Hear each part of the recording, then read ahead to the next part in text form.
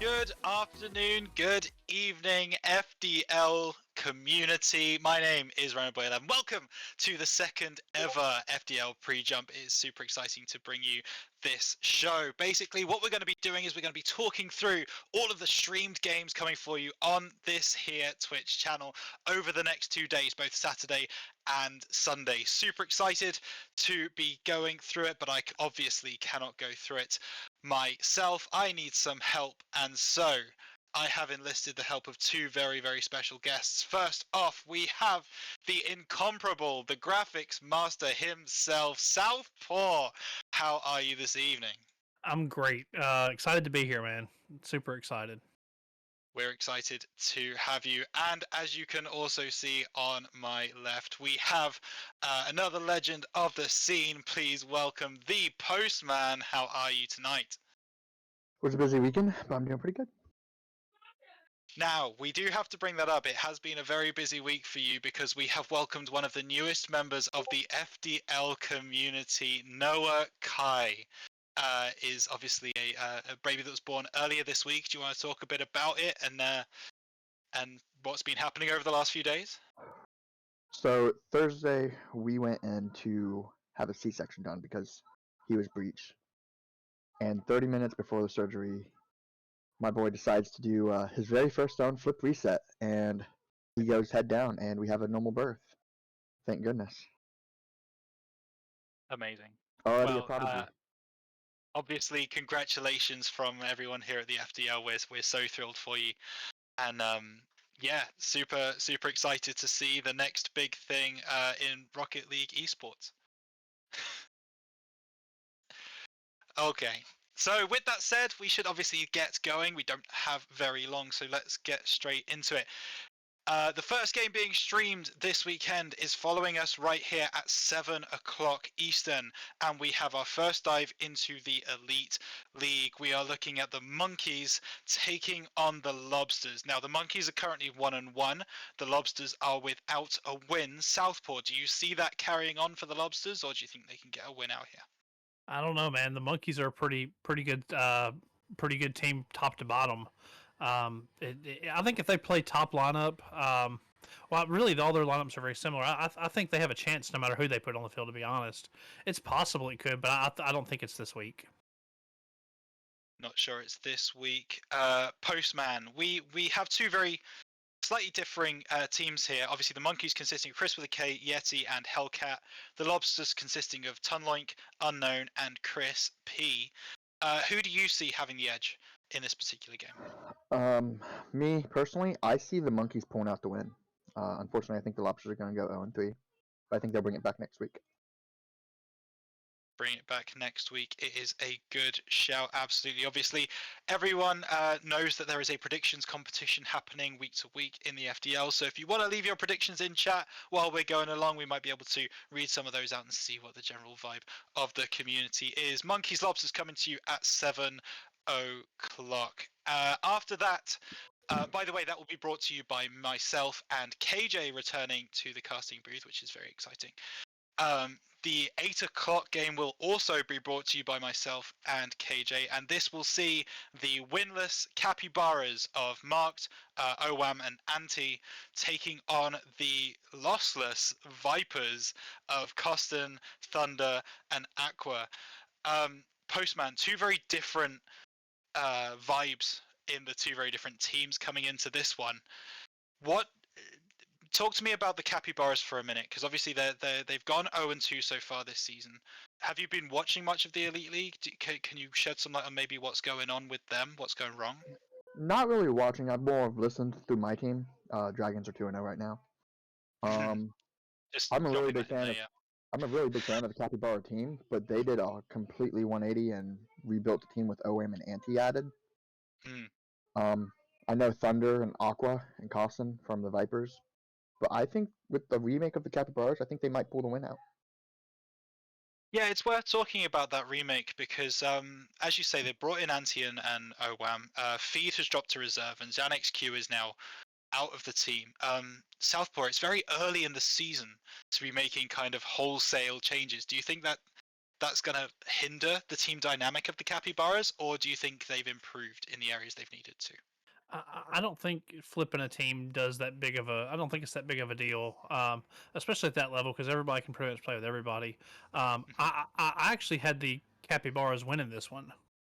I think they're going to put that top lineup out there, and I think it's going to catch the Vipers by surprise. But remember, the Expert Eagles completely flipped rosters pretty much. They did the same thing, and they turned out fine. Yeah, very true. So there's history for it working. And the Dragons. Yep, Star League Dragons. I went to reserve. Of course. Absolutely. So so there is precedent for seeing it work. But we'll quickly go around and do some predictions. Postman, starting with you. Do you think it works for the Capybaras this week? I think it does 3-2. Okay. Oh, 3-2 coming out with the scoreline prediction. Southpaw, what about you? I think it's gonna be a close series, but I think they have the right people in the right places to make it happen and get them a win. I think very good. I think the Vipers are going to continue their momentum. Personally, I think momentum gives a lot to a team, and I think the Vipers being 2-0 are gonna carry on steamrolling through into week number 4. But we will see what happens at 8 o'clock this evening. Now we do have a 9 o'clock slot.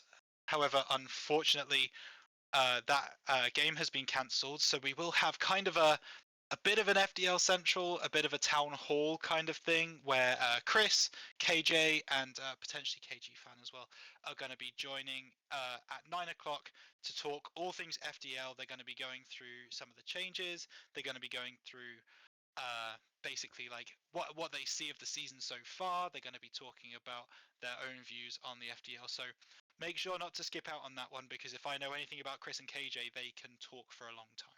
So get excited for 9 o'clock, and then to round out our evening, we will go into Star League, and this one's going to be a doozy, because we've got a game casted by KG fan and Chris with a K, and it's going to be the Vipers taking on the Hornets in Star League. Both teams undefeated. Someone's O has got to go. Southpaw. I'm just gonna leave the floor open to you to talk about this game in any way you feel is fit.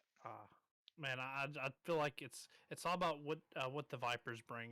If their top player steps up, I think they very well can take it. But but Brother and Bondo and Myth, man, it's a cracked roster.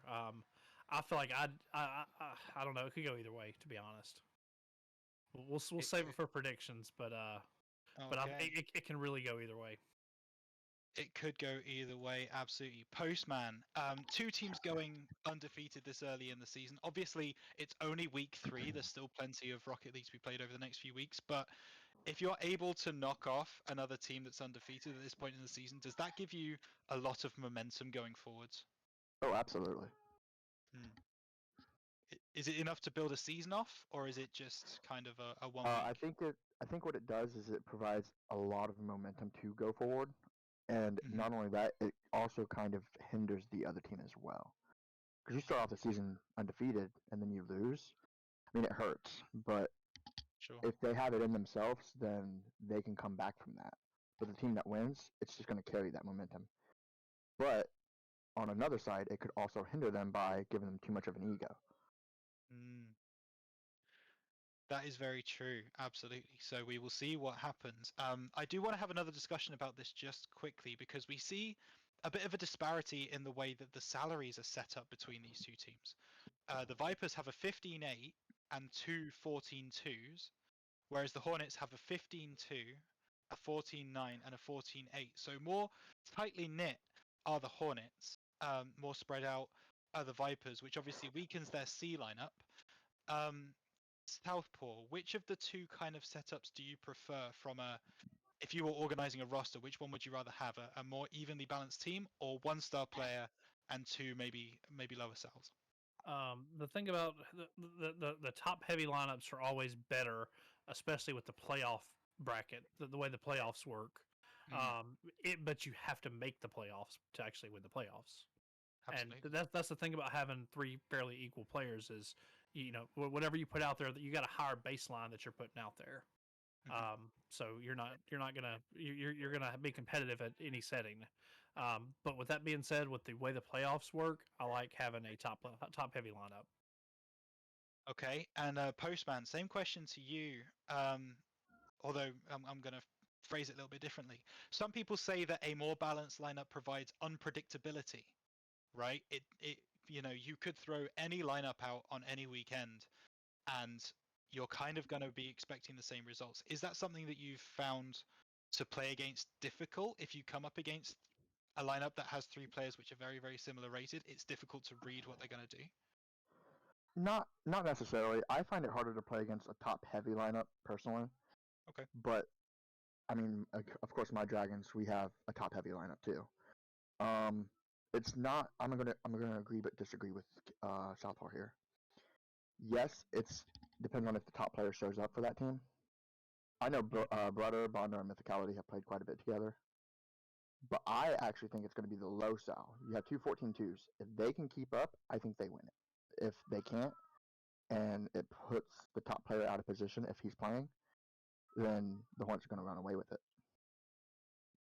Interesting. And on that note, let's go to predictions. Southpaw, starting with you. Vipers 2-0, Hornets 2-0.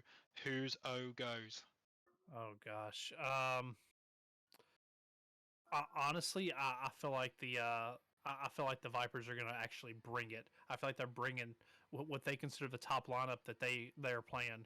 Like because they have the luxury of just playing it in whichever 14-2 they want to put with the top salary. Whoever's playing best, throw them out there, hope for the best. I feel like they bring that, and I feel like they're prepared for it. I feel like the Vipers take it. Okay, same question to you. Postman, Vipers or Hornets? Who do you reckon's taking this one? Looking at past games, Vipers beat the Coyotes 3-2, and the Hornets beat the Coyotes 3-1. The Oh, Hornets beat the Capybaras 3-0, and the Vipers beat the Capybaras 3-2. With the experience of the Hornets playing together, I'm gonna side with them. I think that's a really good shout. And I think it is going to be just that, though. I think it's going to be experience and maybe less quality. No disrespect to any of the players on the Hornets.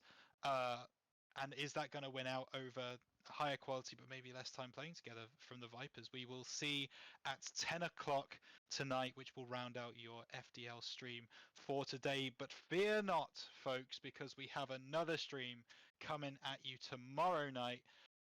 Sunday, which will be kicking off at 7 o'clock. The first game will be brought to you by myself and Squirrel tomorrow, and that is going to feature the Expert League, the Monkeys versus the Lobsters. Now, the Monkeys have Chris, Jelly Jams, and Koala Moss. Sorry if I pronounced that wrong. And the Lobsters have JB the Shrink, Majestic Moose, and Earned.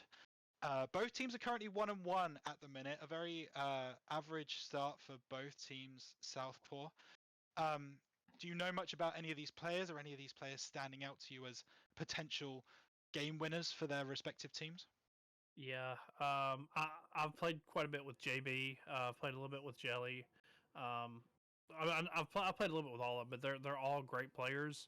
I think it all depends on which lineup the Monkeys run. I think if they run the C lineup, I think almost any variation of a Lobsters could potentially beat them. Would likely beat them, matter of fact. But if they play their 14-7 and either of the other players, I think they have the puncher's chance of taking the series. I This think it goes all back depends to on what the Monkeys want to do. Yeah, absolutely. This goes back to what we were talking about a minute ago, Postman, with the top heavy lineup. Obviously, a 14-7 in Koalamos on the Monkeys, but the rest of the players a little bit weaker than that. They played their A lineup last week, did the Monkeys, so that might mean a bit of a rotation. Which, how do you see that affecting this particular game? I know Koala Mouse. I know Majestic Moose and JB. hmm I think Lobsters have the advantage if Koala Mouse don't play, but I've got to be a bit biased here, and I've got to go with a fellow Marine, and I got to choose the Monkeys over them. Going for the Monkeys, I am. Southpaw. Do you echo that? Oh gosh, I don't know. Um, It's tough. yeah, I have this one 50-50, but it Mhm. really all depends on what lineup the Monkeys are playing, and I feel like if they play their B lineup, I feel like that's good enough. I think they do that. I think they throw B lineup, and I think the Monkeys take it. I Fair just got to be enough. biased here. Yeah, and that's all good. I have to say I'm going to go with the Lobsters on this one. I like the looks of a more balanced lineup. I have to say, a 12-6, a 13-3, and a 13-1. That seems like a good mid-range expert team to me, and I think they will be able to take what the Monkeys are able to throw at them. But we'll see what happens tomorrow in the 7 o'clock game. Following that game, we are sticking with the Expert League at 8 o'clock. Me and Chris are on the cast, and we will be going over the Colts, consisting of KJ, 007 Bondo, and Easy Tactical, taking on the Rams of Gera, the Unseen, and Water Dragon, who is very kindly streaming for us tonight. Thank you very much, Water Dragon. We appreciate you. Colts 1-1, Rams 1-1. Southpaw, very similar conversations to the last one. Both teams 1-1. Both teams want to start with a winning record in the season. Again, any names out here shooting out to you like potential game winners other than KJ? This is probably the most familiar I am with any group of players that we've featured. I've played pretty extensively with all these guys. Wow. Not only that, but I think I know both lineups that are being played. And with that being said, I think it depends on which version of 007 Bondo shows up. Because Mm. if he's on, he's tough to beat, man. He just monkeys, and he's tough to beat. Um, I don't know, man. But it's gonna be a close series, I think, regardless. But It's I don't know. I think you're not wrong there. The Postman, we are looking probably for the first time in the discussions of these games at two teams which have very similar style distribution, right? One team has a 13, a 13-3, and a 12-6. The other team has a 13-2, a 12-7, and a 13. So, is there any way that these two teams could be more evenly matched? I mean, this game should be super exciting, right? It's going to be. That's the thing. Yeah. And I've had the pleasure to play against 007 Bondo in the playoffs a couple seasons ago. I think main season Bondo shows up.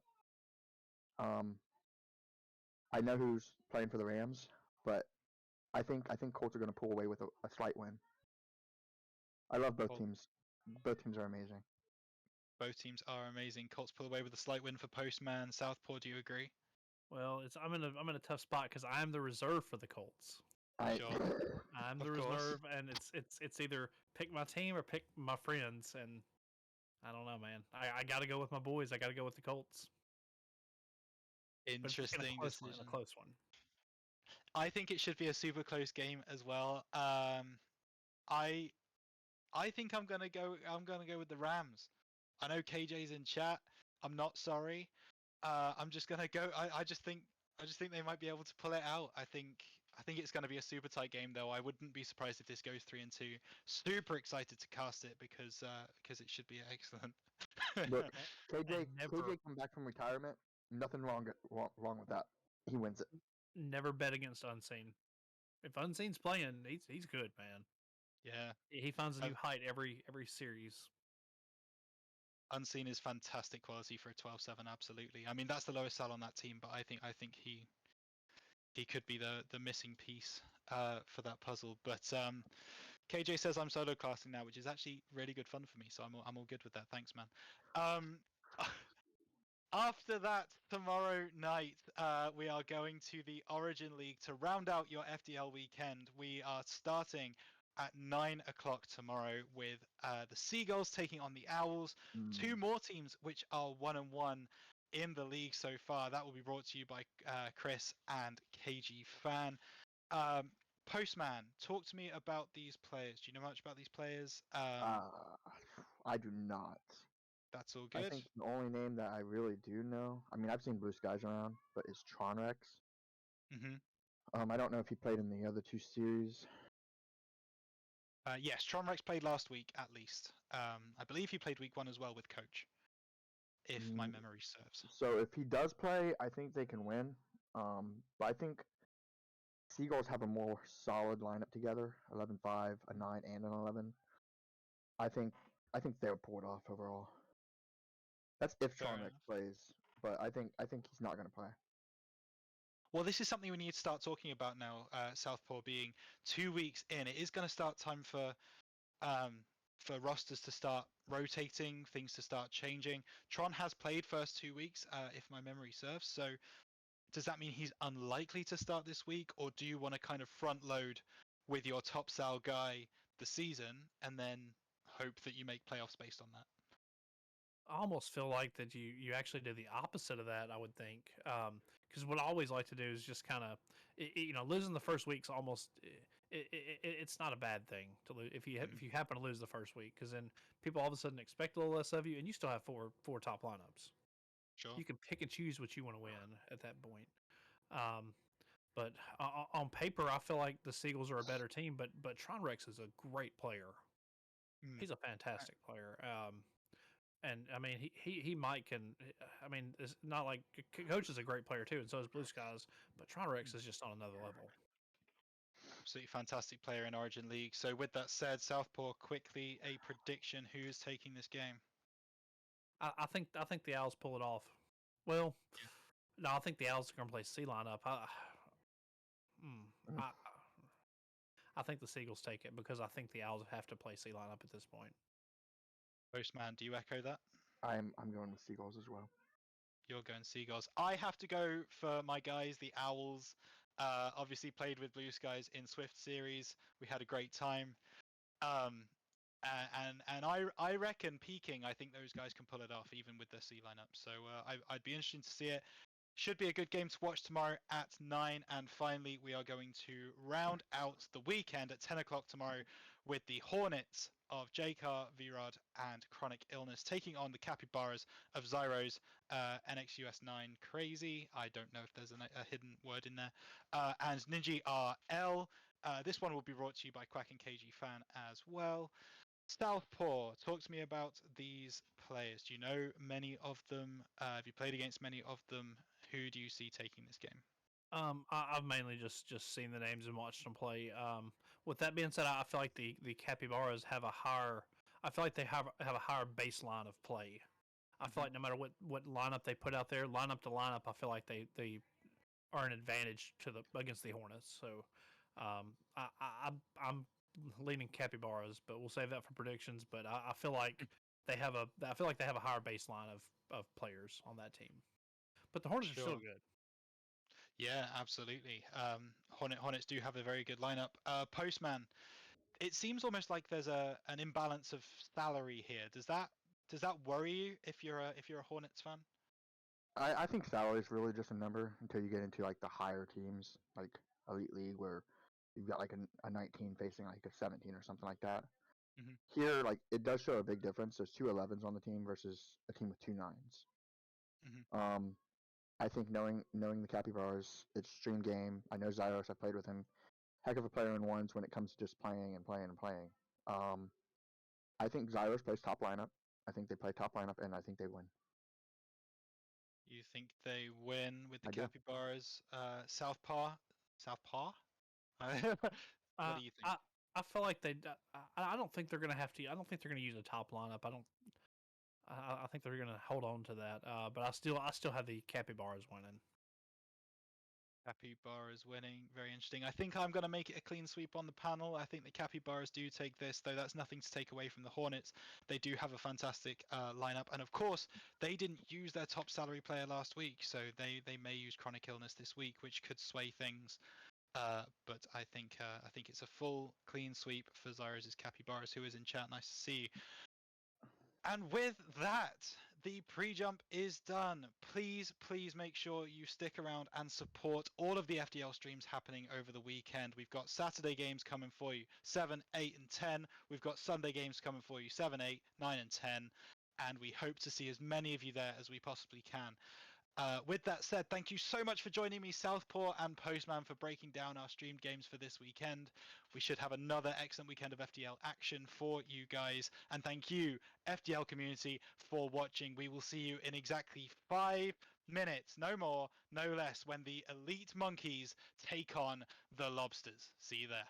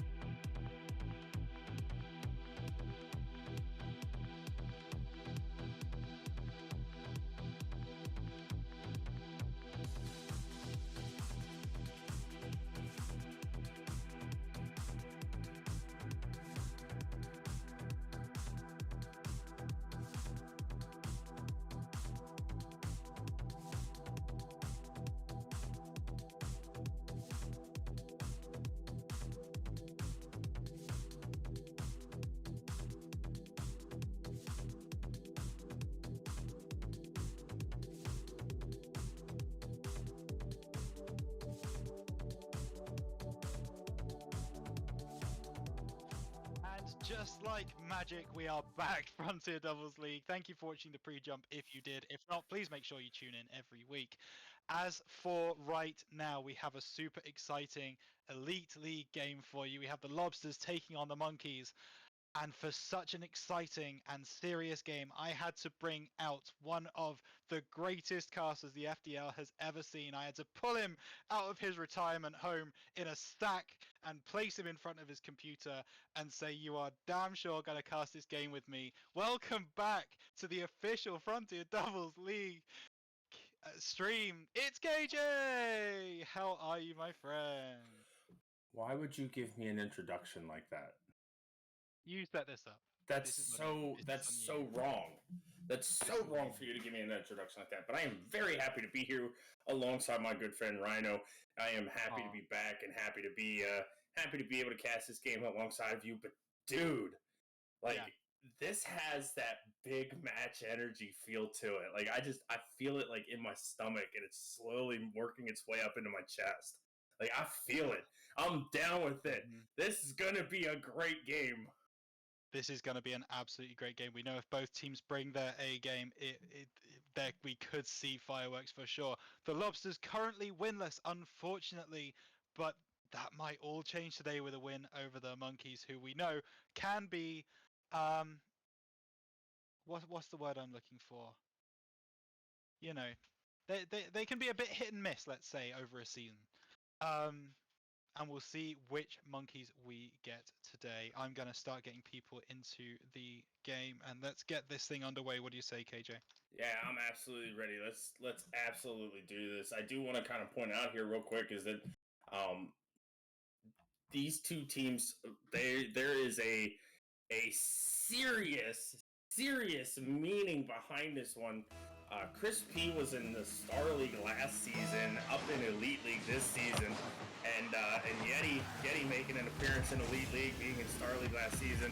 Hellcat, we know, has been here multiple times, and he's going to start scoring off 6 seconds with a juicy double touch.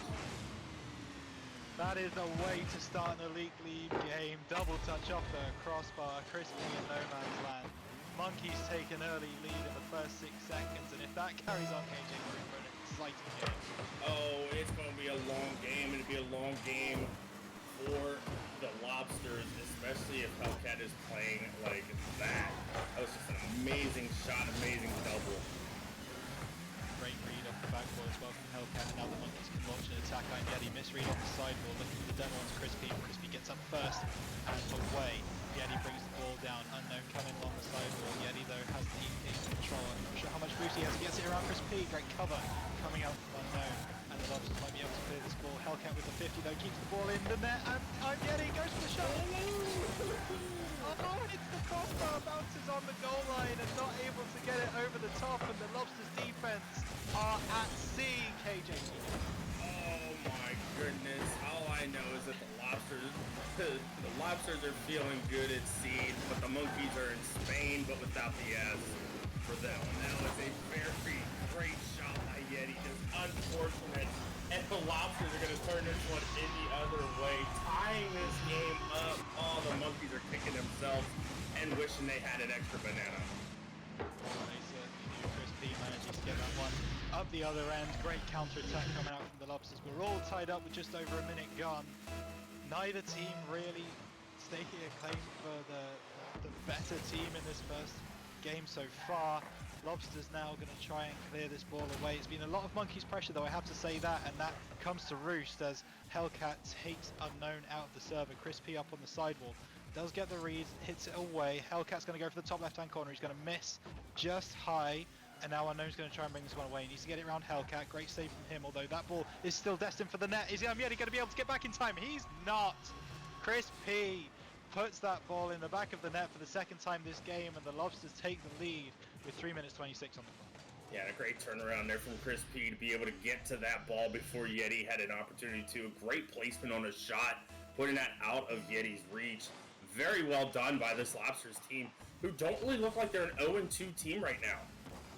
They really don't, playing very, very well against a well-established Monkeys team. Hellcat going to try and bring that one away. Unknown tries to get it on target. Good read from Hellcat, though, means that ball gets popped up in the midfield. Now Yeti with the 50, just about wins it. Neither team going for that as it drops, and Yeti's going to finish the clear.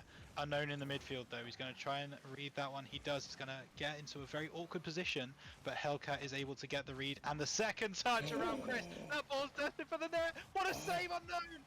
Yeti, he does manage to get the conversion though off the post. Yeti with the conversion, but all credit there goes to Hellcat. What a shot.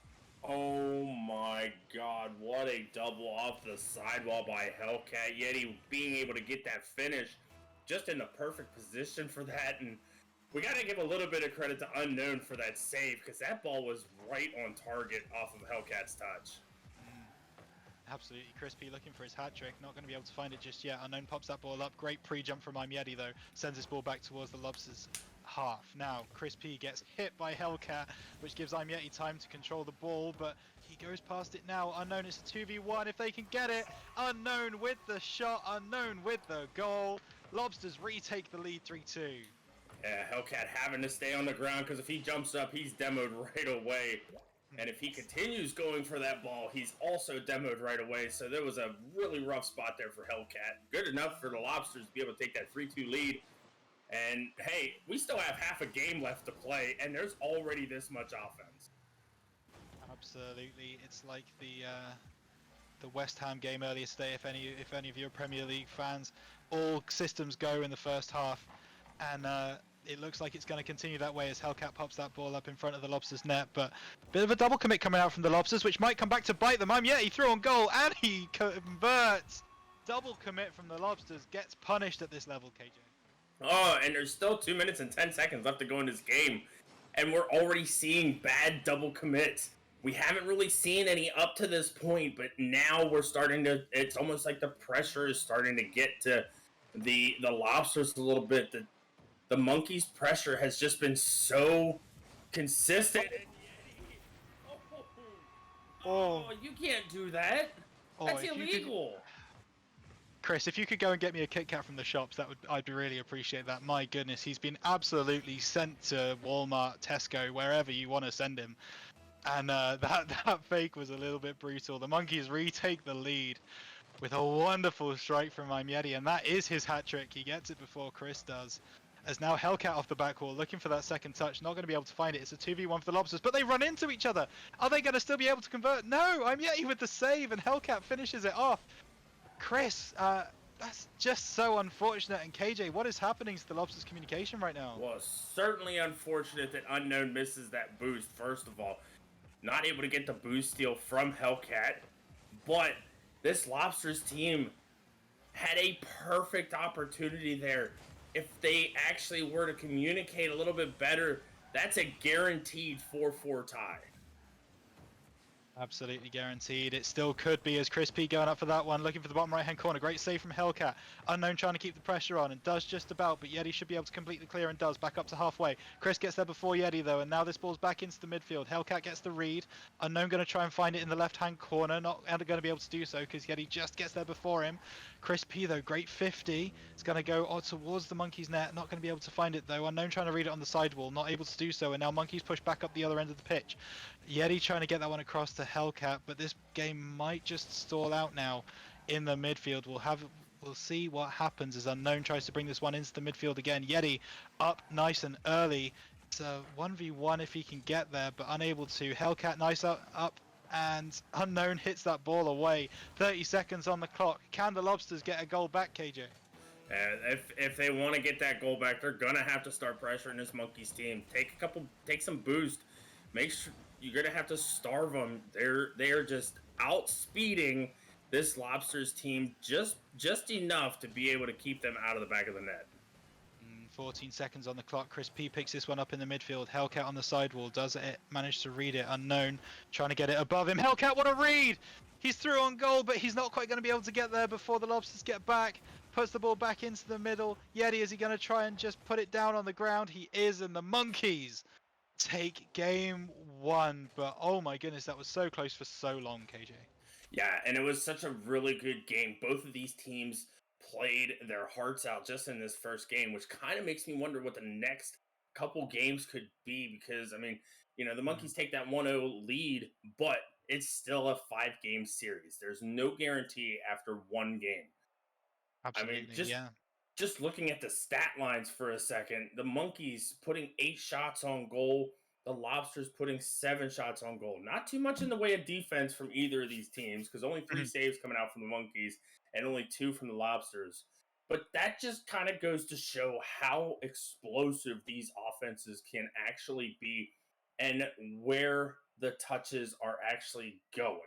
So as long as if the Lobsters can start getting a little bit more consistent with their touches and also more consistent with their communication. There was way too many times that the Lobsters just miscommunicated, had perfect opportunities, and just were not able to convert. Absolutely, a few rough double commits. One I remember setting up a Yeti goal, and another from the midfield, where they were basically through on goal if one of them had just called a name. And yeah, that's pretty rough for the Lobsters. I want to take this break in play just to quickly remind everyone that we would love to see clips from these games. If someone does a crazy play, if someone does something super exciting, I know Chris has put a clip in from the Yeti fake that got him the goal. More of that, please. FDL community, we would love to get these clips and be able to watch them again and again, because we want to celebrate all of the good that our players are doing. So please make sure you clip up things in the chat.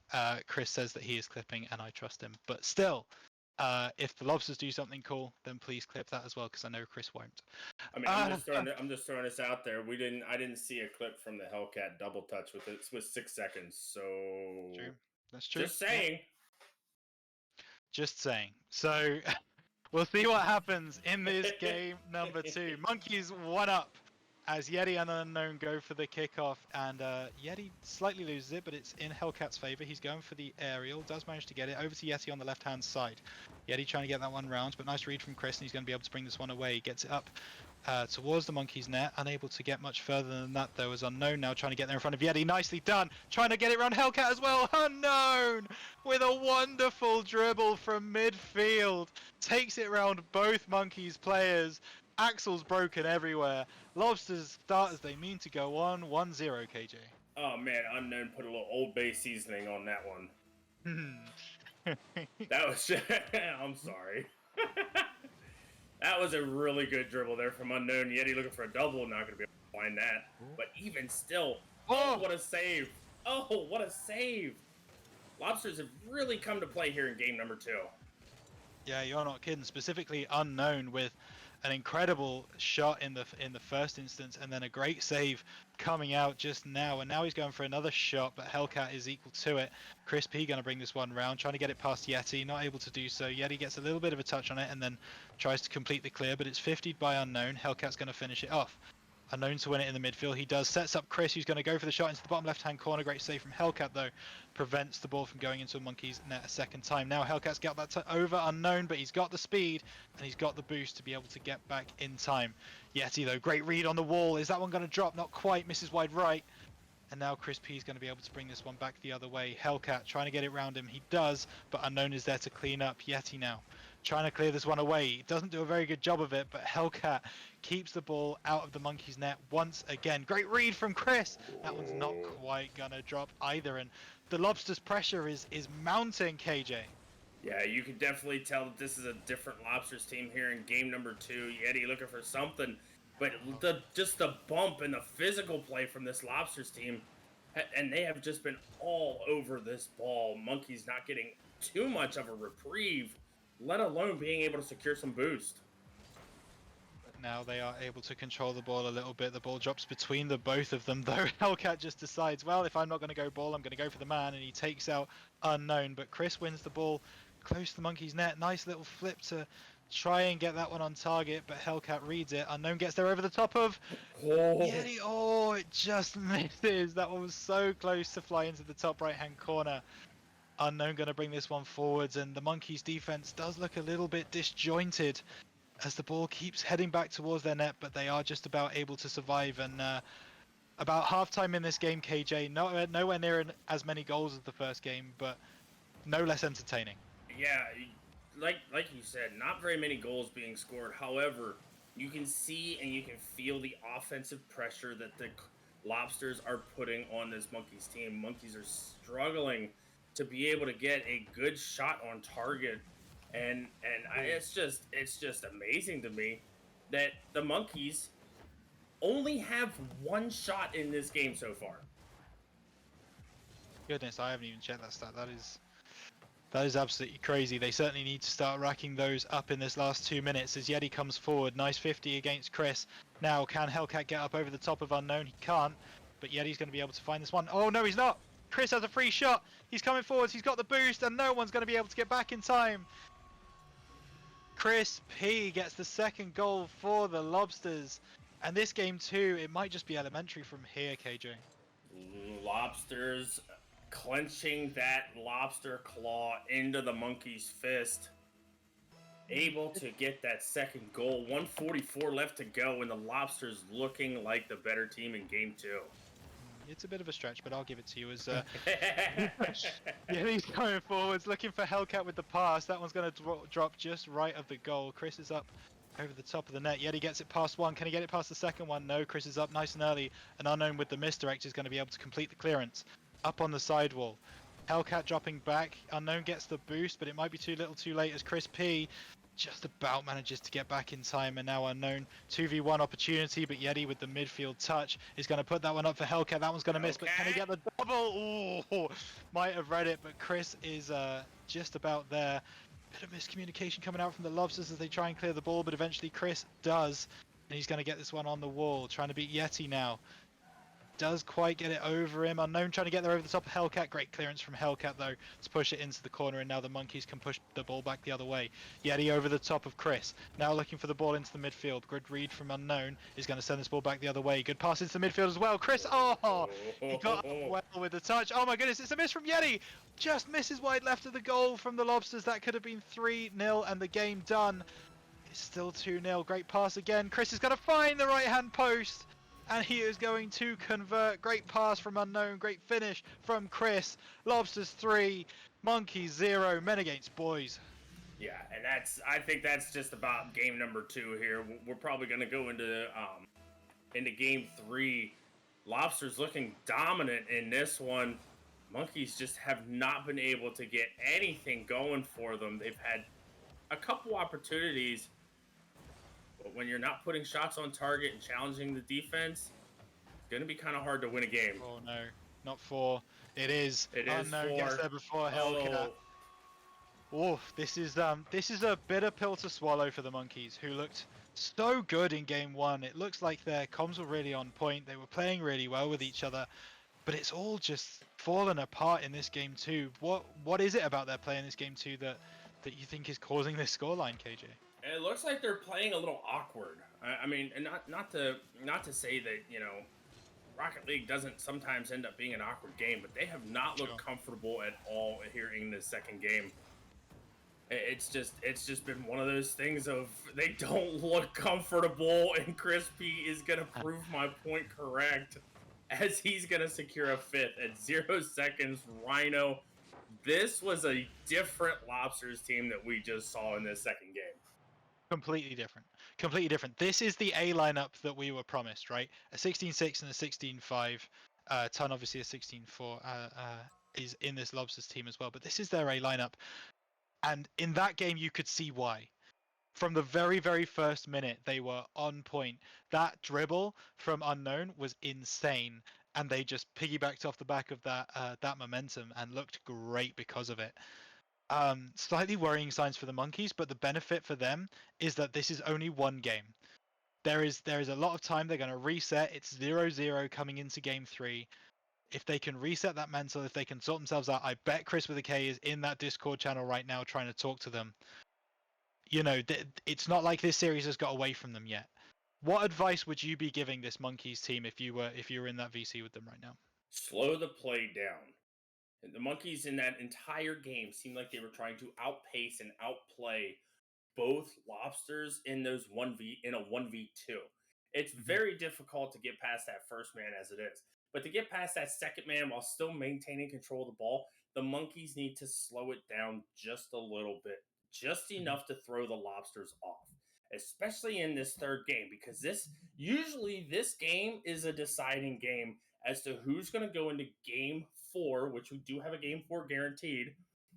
Mm-hmm. Who's going to go into game 4 with that one, that higher mental, and 2, they're going to go in with a lot of momentum. Momentum is the key word in this series for sure, and right now the Lobsters have pretty much all of it in this series. We will see if they are able to carry that through into a victory in game number 3. Right now, Unknown with full boost, flying through the air, looking to get the shot on target, tries to get a flip, not quite. The ball isn't destined for the net anyway, and yet he brings it away. Great win from Chris though, keeps the pressure on, looking for the far corner, not able to find it. Unknown trying to turn on the ball, not able to do so. Hellcat plays that one on the sidewall, and now the Monkeys can come away. Looking for the pass into the midfield. Flying through the air, good 50, but Chris is going to get there before Yeti can, and now bring this one forwards. Good save from Yeti though, means that the Lobsters have to reset, and they do up the sidewall. Good win from Unknown though, puts that ball into the midfield. Big booming clearance from Hellcat, means the momentum changes hands, and now the Monkeys trying to get something going. Oh my goodness, no, it's a double commit. Unknown coming up the other way. Hellcat gets the demo on Chris P in the middle, but Unknown does what he did in the second game, gets the first goal on the board for the Lobsters. It's 1-0. Oh, Yeti. First and foremost, I just want to point this out real quick. We do have a card change, our first one of the series. Hellcat changing from the Octane to the Fennec. Excuse me, I almost said Dominus. I would really been kicking myself in the teeth for that one. But Yeti going up for that ball, that was just a really bad challenge. He was completely beat to that ball, and for him to go for that just kind of shows where the awkwardness that the Monkeys are putting themselves into. Do you think right now the Monkeys are losing the mental game a little bit, going for the challenges maybe they shouldn't be going for, or that they normally wouldn't go for in a regular game? Do you think they might feel like they're on the back foot with double commits like that? I don't think so. I think it's more so just trying to get themselves back on the same page, but it doesn't even matter. Unknown is going to get himself a second goal in this one, but I think more so it's just the fact that there's no it doesn't feel like there's proper communication happening. I don't think there's any like mental issues. I think it's more so that the communication is not there like it was in game 1. Okay, so it's a communication issue. We will see if they're able to fix that in the next 3 minutes and 25 seconds. But as you said, if the Lobsters win this game, that puts them in pole position to win this series. They would go 2 games to 1 up. Hellcat running backwards now, trying to get this clear, gets a pinch, but puts it back into the midfield. Unknown was coming in on that ball, unable to find it, and now Yeti going to bring this one away, trying to get it around Chris P. Gets it also around Unknown, but pushes it to the side. Now trying to get the ball back into the midfield for Hellcat, unable to do so. Yeti is favourite to win that ball though, and he will indeed. Gets it round Chris. Looking to continue, a little bit of a bump, but he resets. Good 50 as well. That one might just be destined for the net, not quite. Unknown, just about gets there before Hellcat, because that was a guaranteed goal back for the Monkeys if he wasn't there. Yeti now. Oh my goodness, Unknown trying to find his teammate in the midfield, but Yeti completely demolishes him, sends him to the Shadow Realm. As Hellcat now on the sidewall, great win from him, but Yeti not in a position to capitalize. Crispy playing it into the corner, and the Lobsters look to reset. Put that ball over the top of Hellcat. Unknown bringing it round on the side, looking to get it over Yeti. Pre-jump though, very nice from Yeti. Tune in every Saturday at 6:30. As Chris P now coming forwards, trying to get this going. Unable to do so, and I've popped KJ with that one. I'm happy. That's a stretch on that one. Hellcat bringing this one away. Yeti on the sidewall, looking to get this ball into the midfield. Gets over the top of Crisp, also gets over the top of the net. Unknown going to bring this one now for the Lobsters, and the game has sort of hit a bit of a lull. Crispy does get that one away. Great pass from Hellcat though, and that should be a goal back for the Monkeys with 1:45 left on the clock. I'm Yeti, gets on the score sheet. Still time, KJ? Yeah, there is absolutely time. 1:45, that is so much time to play this game. The Monkeys have got to do that. They've got to catch the Lobsters in those double commits. When they hard commit, they have to start taking advantage of it. They have not been taking advantage of it in the last 2 games, and that is, I believe that right there is almost 9 minutes for the Monkeys to score a goal finally. Yeah, something like that, absolutely. Hellcat, great 50, good win. If Chris P doesn't read this, he's in trouble, but he does. Yeti trying to get it over the top of Chris, Oh, what unable to speed. do so. And now Hellcat, though, going to try and reset, gets it. Oh, I thought he got it over the top of Unknown, but Unknown with the pre-jump manages to get there. Chris with a shot, misses wide left. Unknown going to try and pick the pieces up, and the Lobsters, even though they've conceded that goal, are not slowing down in the slightest. Yeti just about gets there before Chris, but Chris with a good read with the 50. Hellcat in trouble now, and can't read the ball heading towards his own net. Lobsters convert a third, and they look in prime position to win this game, KJ. Yeah, Hellcat just a little bit in no man's land there, pushed out from the goal a little bit too far. Chris P going to be able to capitalize on that, and that seems to be something that the Lobsters have been doing all series long, just capitalizing on those small little mistakes. But it's been all Lobsters since game 2. It Literally, has, and oh my literally goodness. has been all Lobsters. That continues as Unknown finds the top right-hand corner. That is his third and his hat-trick for the game. And I think we might be able to draw a line under this one as the Lobsters take a 2-1 lead in the series. Still 40 seconds on the clock, but I think this comeback is past the Monkeys. If I was to put money on it, KJ. Well, never count out Hellcat and Yeti, to be completely honest with you. I mean, this is a team that has the mental to win a game 1-0. To hold a score line for 5 minutes, Yeti. and what a save! What a save! And Hellcat again on the line. Oh my goodness. If nothing else. Oh, well.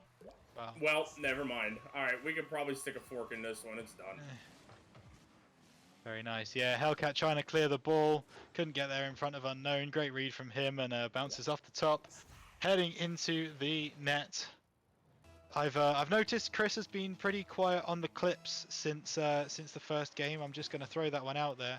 With 10 seconds left in this one. Yeti on the sidewall, not able to do much with it. Hellcat going to get there before Unknown. Unknown looking for another read on the sidewall. Does manage to get it. Lobster's going to try and find an extra goal. A bit of icing on this cake. The ball might drop, and there it does. Very, very close. As Crispy and Unknown take game number 3. The Lobsters take a 2-1 lead in the series. That felt rough for from a Monkey's perspective, KJ. I mean, it really was.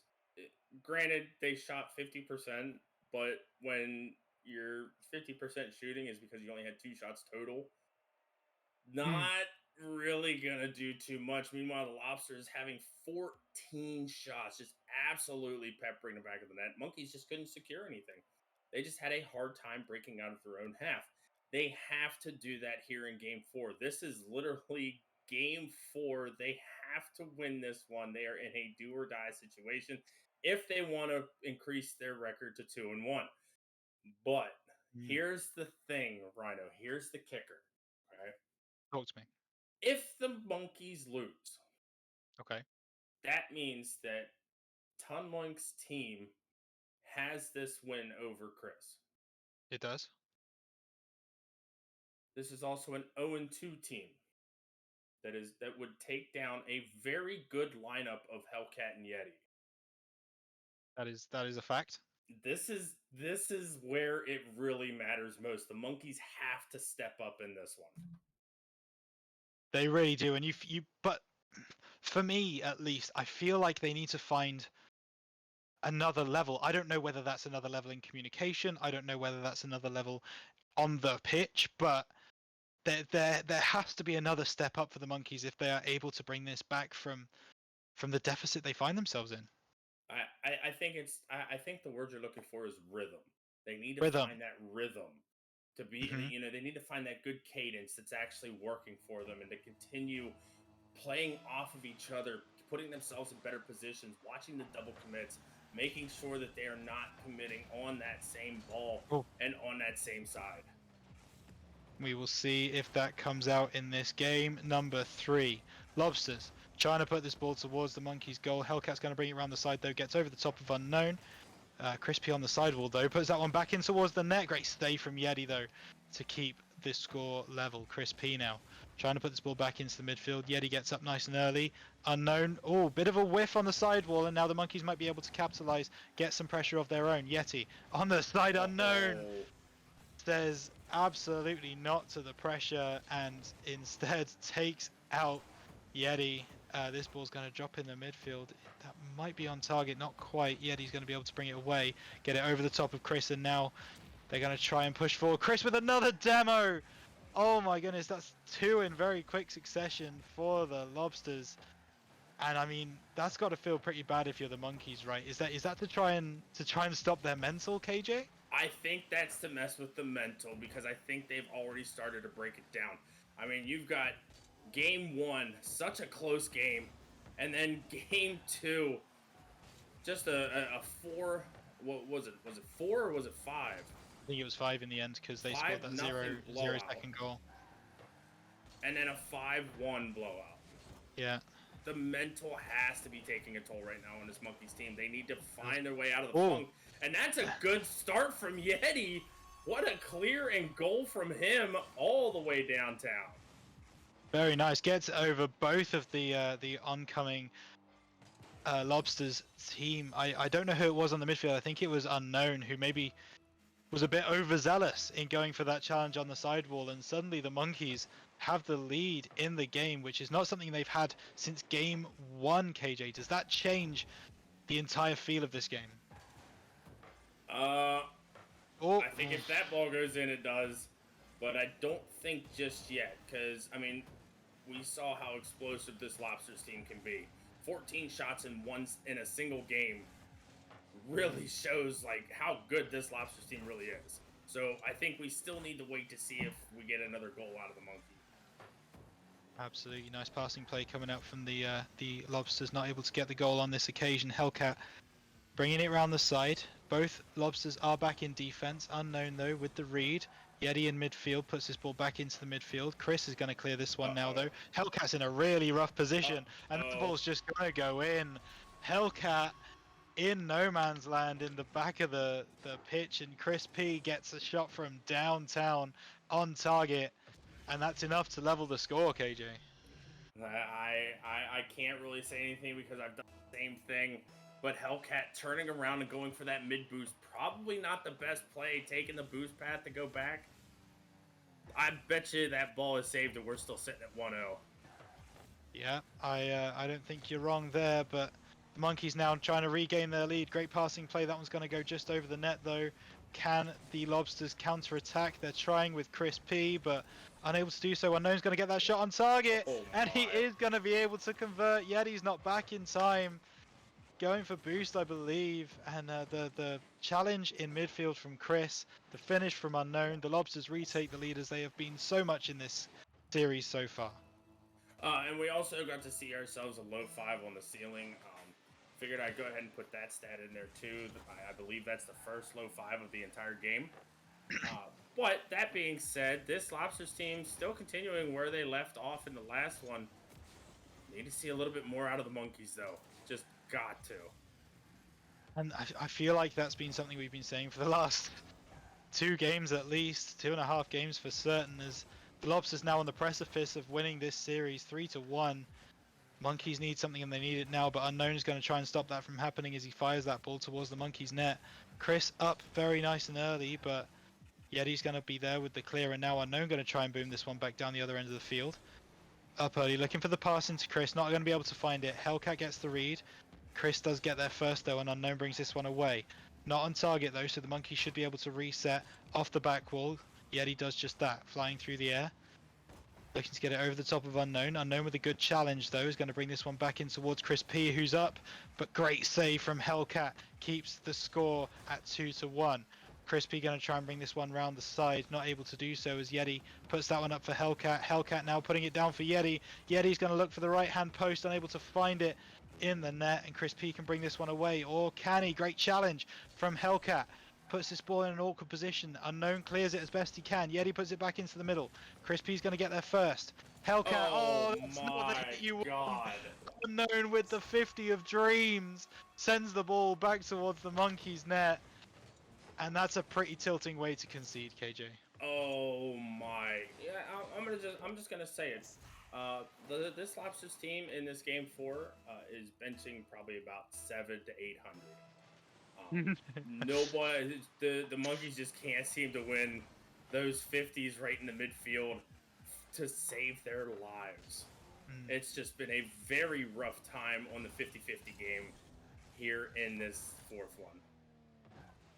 Yeah, it really has. The Lobsters coming out as winners in most of the 50s, which at the end of the day is going to win you games. And Unknown wins that one on the sidewall again, just to prove the point. 20 seconds on the clock. 2 goals needed for the Monkeys if they're to come back in this one, and it looks less and less likely as the seconds tick down. Unknown pops that one up for Chris P. Good challenge though from Hellcat. Prevents the score from getting worse for the Monkeys. Unknown bringing this one forwards. The Lobsters just seem to be sitting back though. They're quite happy, as they should be, with a 3-1 victory against the Monkeys, both in score and in series, KJ. The Lobsters have their first win of the season, and realistically, they made it look relatively easy. Yeah, I hate to say it like that, but it really seemed to be that way. Which is again very unfortunate thing to say, but at the same time, you have to kind of look at it from both sides of the pitch. On the Lobsters end, they just were winning 50s left and right. The Monkeys just could not do anything about it. And hey, when you're winning 50-50s and putting almost 40 shots total in a 4-game series, you're averaging almost 10 shots a game. Holy smokes, your opponent's going to have a hard time being able to come up with a win, let alone their own pressure. Yeah, exactly. And it just looked like it was basically pure pressure coming. I think that's the word, really. Pressure coming out from the Lobsters. They just seem to not take their foot off the gas from the end of game 1 right the way through until the end of the series. Yeah, and I mean that props to the Monkeys for that game 1 showing, but unfortunately with the way the Lobsters played in the last 3, it just almost kind of gets pushed right under the rug for that game 1 win, you know, and I don't want to say the Monkeys are going to have a rough time coming back from this, because they're really not. I mean, it's still early in the season. There's still 7 weeks left to play. So there's still a very good chance to kind of regain and come back a little bit. But this one is a little bit debilitating for the Monkeys. However, on the other hand, for the Lobsters, they're able to go into week 4 looking and feeling a little bit better about themselves. 1-2 going into week 4. Not really too much else you can say about it. No, that's pretty much all we can say. I'm not sure if we are going to be able to get an interview with our winners, which of course were Unknown and Chris P of the Lobsters, taking the game 3-1. We will keep asking them and let you know. But if you do need to go, grab a drink, grab some food. We will be back at 8 o'clock with some more elite action. We will be seeing the winless Capybaras taking on the undefeated Vipers.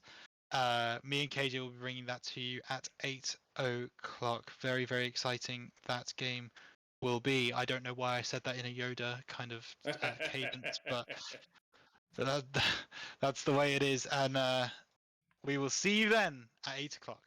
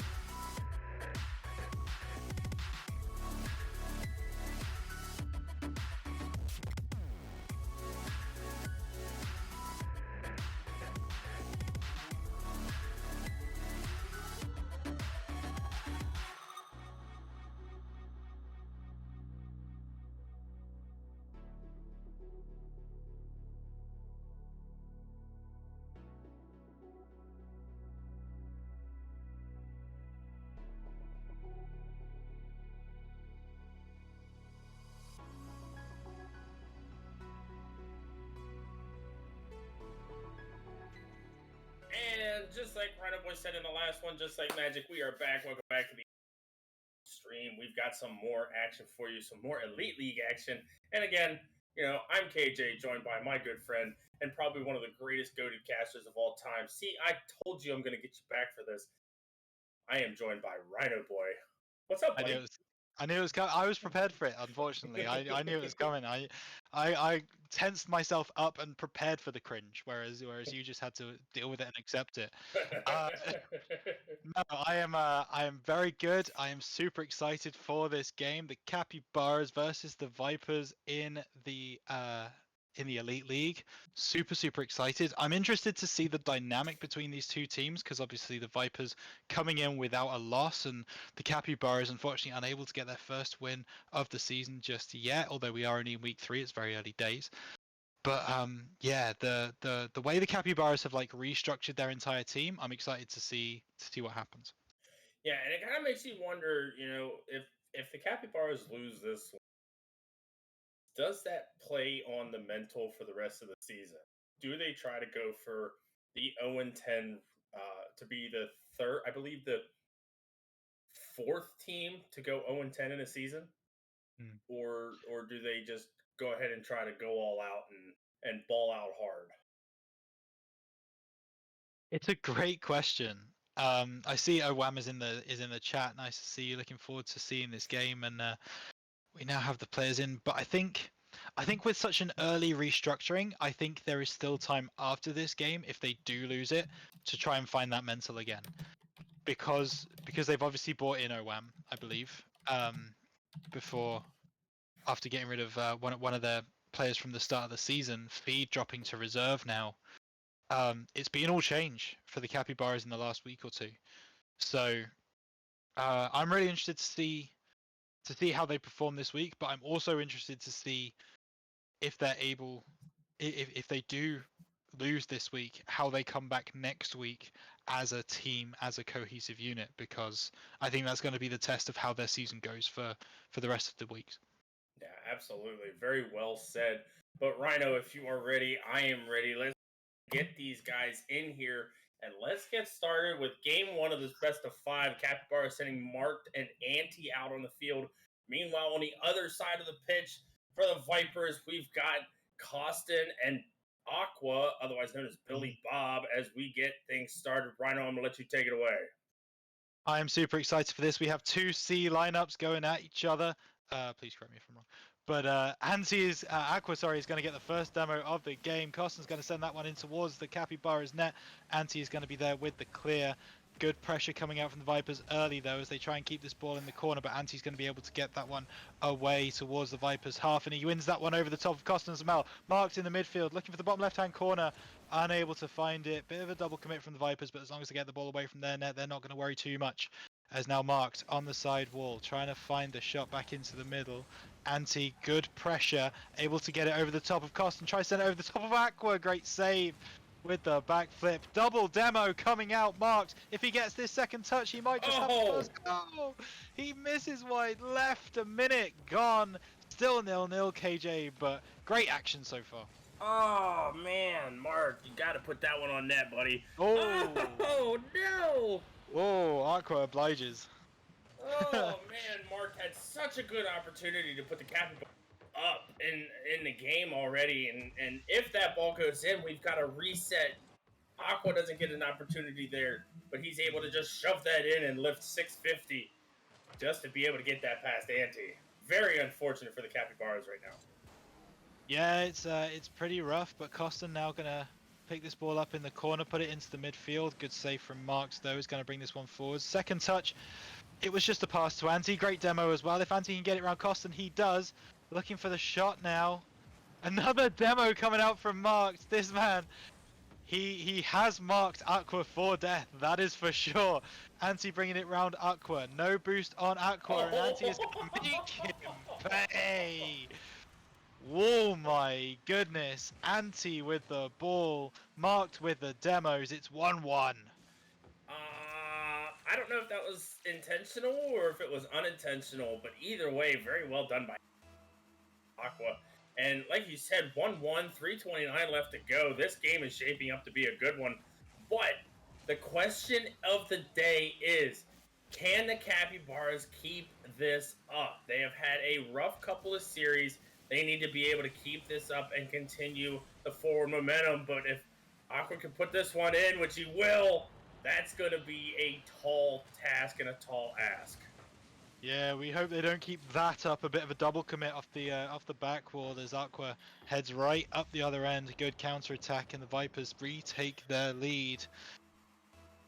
Still 3 minutes 10 on the clock, though. I feel like this game's been going on for much longer than that, but it actually hasn't. Anti with a huge win off their kickoff. Costin has to do a bit of clearance, unable to do so. Aqua in the corner, though, is able to get this ball out to midfield. Anti wasn't sure whether to stay or go with that one. He ends up staying. Costin with a shot, Marked with a save. Anti up the sidewall now gets this ball going for the Capybaras. Looking to get it into the middle. Aqua off the sidewall, though, and is going to get there before Marked, and now maybe has a free shot. Unable to do so. Marked with the challenge, and Anti finishes the clear, although that one was closer than maybe it had any right to be. Costin on the sidewall. Good aerial from him, but Marked is going to bring it away. He gets there before Aqua as well. Can he find the pass into the midfield? Actually, he might just go on his own, looking for the 50 on the goal line. Costin gets that ball away, though. Anti with a little bit of a fake commit. Now goes back, but Aqua wins that 50. Marked is favourite to win this one and does. Over the top of Costin. Looking to get this ball back into the midfield, but Costin on the sidewall now. Gonna get that challenge and gonna bring it away. Now trying to get past Anti. Not an easy thing to do, and Anti proves that as he wins that ball. Now up on the roof, looking for that second touch off the ground. Anti, that would have been disgusting if he hit that. Unable to do so, and Costin bringing it away for the Vipers.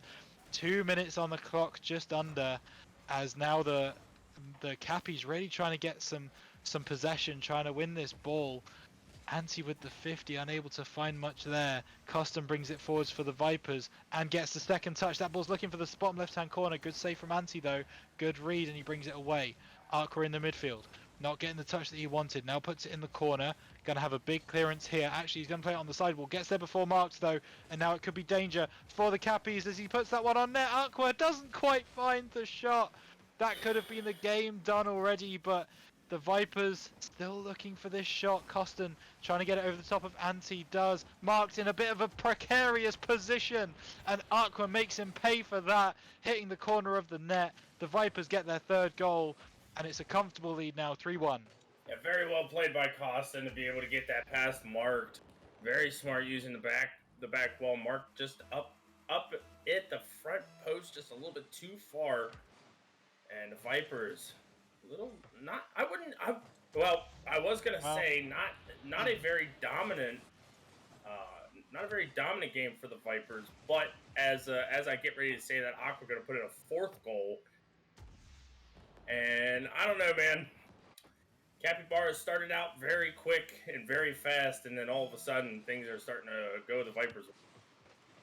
Yeah, I completely agree with you, though. It doesn't feel like it's been completely one-sided for the Vipers. I feel like the scoreline maybe flatters to deceive a little bit, as the Vipers now looking for their fifth. Not going to be able to find it with Anti. Great save as he pre-jumps that one.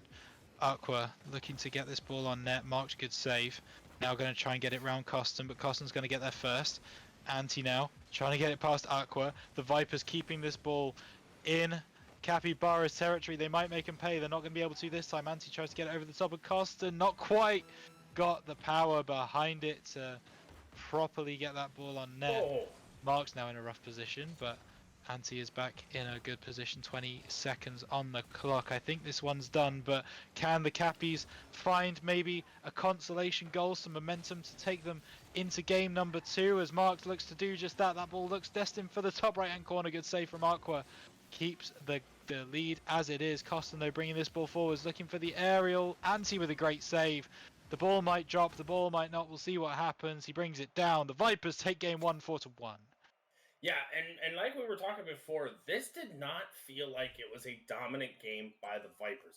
The scorelines tell a different story, but the way that this game went, it seemed like it was going to lean to in favor of the Capybaras, but the Vipers were able to pull it out. I mean, just to kind of take one stat out of everything, it's going to be the shots. Vipers with 11 shots on target, but the Capybaras saved 6 of them. So it did not feel like what the Vipers did in the last 2 weeks. But other than that, I mean, great win for the Vipers. Good way to go up in a series 1-0. And the Capybaras, they need to find that control. They need to be able to get control of the ball and be able to maintain that control. That's the biggest key, and that's the biggest key that we saw from the last game as well. Yeah, absolutely. It was. The other thing I want to see from the Capybaras is, unfortunately, I want to see Mark step up a little bit. He had a pretty rough game one. Anti doing quite a lot of the legwork. Excuse me. As yeah, it seems to be a little bit difficult for the Capybaras right now. But if they can start getting some pressure, if they can start like putting a lot of shots on net, more than 3, which is what they got in that last game, I think we could be in for a very, very interesting game too. But we will see how it shakes out.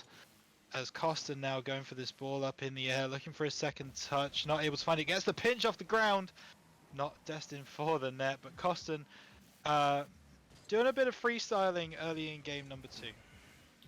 Oh my goodness, what a touch from Anti. Mark looking for a goal, not going to be able to find it, just wide. Capybaras looking for that physical play, and I like that from this team. Mark was a very physical player last season, but Anti going to be able to find the first goal for the Capybaras 30 seconds in, and a good start this time, giving the Capybaras that 1-0 lead. Yeah, and we saw it in game 1 as a strategy that they employed as well. Marked, I think, took Aqua out of the game like twice within 10 seconds early in game 1, and they look to be going back to that somewhat aggressive playstyle, and Anti doing a great job of boost starving the Vipers. That one was on net. Good save from Marked, though, keeps the lead in the favor of the Cappies. Anti, nice flick over the top of Costin, gets the better of the 50 as well, trying to find a ball into the middle. It's a little bit all over the place, and Marked is able to finish it off. The Vipers defense, absolutely no idea what's going on there. Toothless, fangless, if you will, as Marked gets the finish into the middle of the net.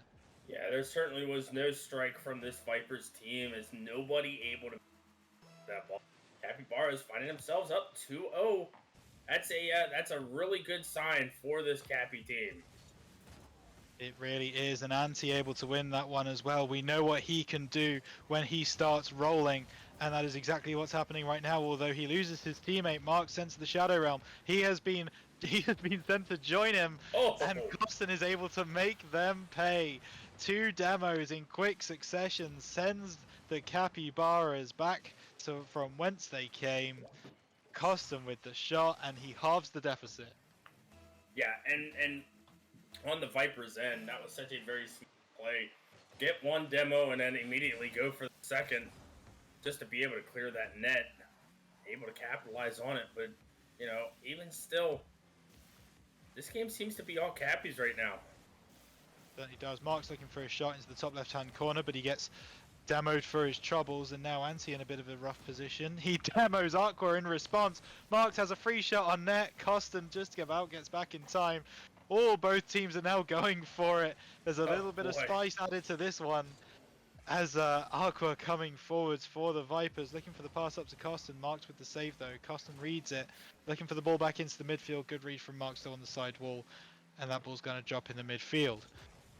Yeah, demos coming out from both teams, KJ. Is that a bit of a change in mentality for both teams? Are they doing it now because the other teams are doing it? I don't know if it's because of that, but whatever it is, it's certainly working, as we have a left to go. It is, bumps and demos are probably the most frustrating thing to deal with whenever it comes to the game of Rocket League. Now, these guys have obviously been playing long enough to be able to kind of scoot past that mental a little bit, but at the same time, it still hurts whenever they happen. Whenever they happen. However, if they keep going with the physical play, I think we're probably going to end up with about 20 to 30 demos just in this one game. It might be close to it. Marked, great save, but it's not enough. Costin's waiting for you at the goal line to put that one over. And, oh my goodness. And the Vipers from 1-0 down to then 2-0 down. They're back to winning 3-2, and that must be a bit rough for the Capybaras, who had such a great start to this game number 2, but unable to keep that momentum up now. Costin plays it over the top of Anti. Oh no. Oh my goodness, that's not what you want to see coming out Wow. from the highest spell of your team, and oh my goodness, the Vipers are able to extend their lead even further, 4-2. Oh, that's such an unfortunate bump. Mark going for, I believe it was Aqua in the back, or Costin in the backfield, excuse me. And then just Aqua to be able to recover and get that ball down into the net. That's just a super unfortunate turn of events. Cool. This could be an even more unfortunate turn of events if Andy could have put that one on target. Oh, Oh my god, these guys are just trading demos back and forth. I didn't know we were watching the Monkeys play. What is going on I- here? I didn't know that we were watching a UFC match. Oh, right. It's absolutely crazy. Shout out to Chris with the K if he's watching. Marks. There's another demo. There's another demo. Anti absolutely taking it to the Vipers backline now as Aqua trying to get around. Oh my goodness, looking for the demo play was marked there. Unable to find it. Anti in the corner, messing around with the ball a little bit. Going to pass it back to his teammate Marked, who does get the ball, looking for the good 50 pinch between them. And that favors the Vipers as Costin's able to bring this one away.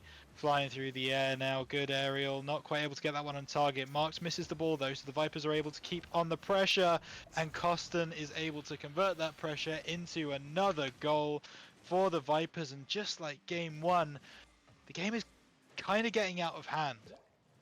Yeah, and it's really unfortunate because Anti looked so good at the start of this game, and it seems there's a breakdown somewhere. I can't seem to pinpoint it, but it doesn't look like the Capybaras are able to pinpoint it either. And what a flick from Costin! God, that was so speedy. Yeah, nasty flick coming out from Carson. He got the boost and he then took it on his bonnet, got the flick over top of Anti. He couldn't have been expecting it. 6-2, but it just like game 1, it doesn't feel like that deficit does the Capybaras justice. They feel like they've been pretty equal to the Vipers at every turn. Maybe that's just the way the game state feels, but the Vipers are able to capitalize more on the Capybaras' mistakes, and it shows as Costin comes over the top with that one, unable to convert. Marks looking to beat Aqua in the air, unable to do so. Anti now going to try and bring this one away on the sidewall.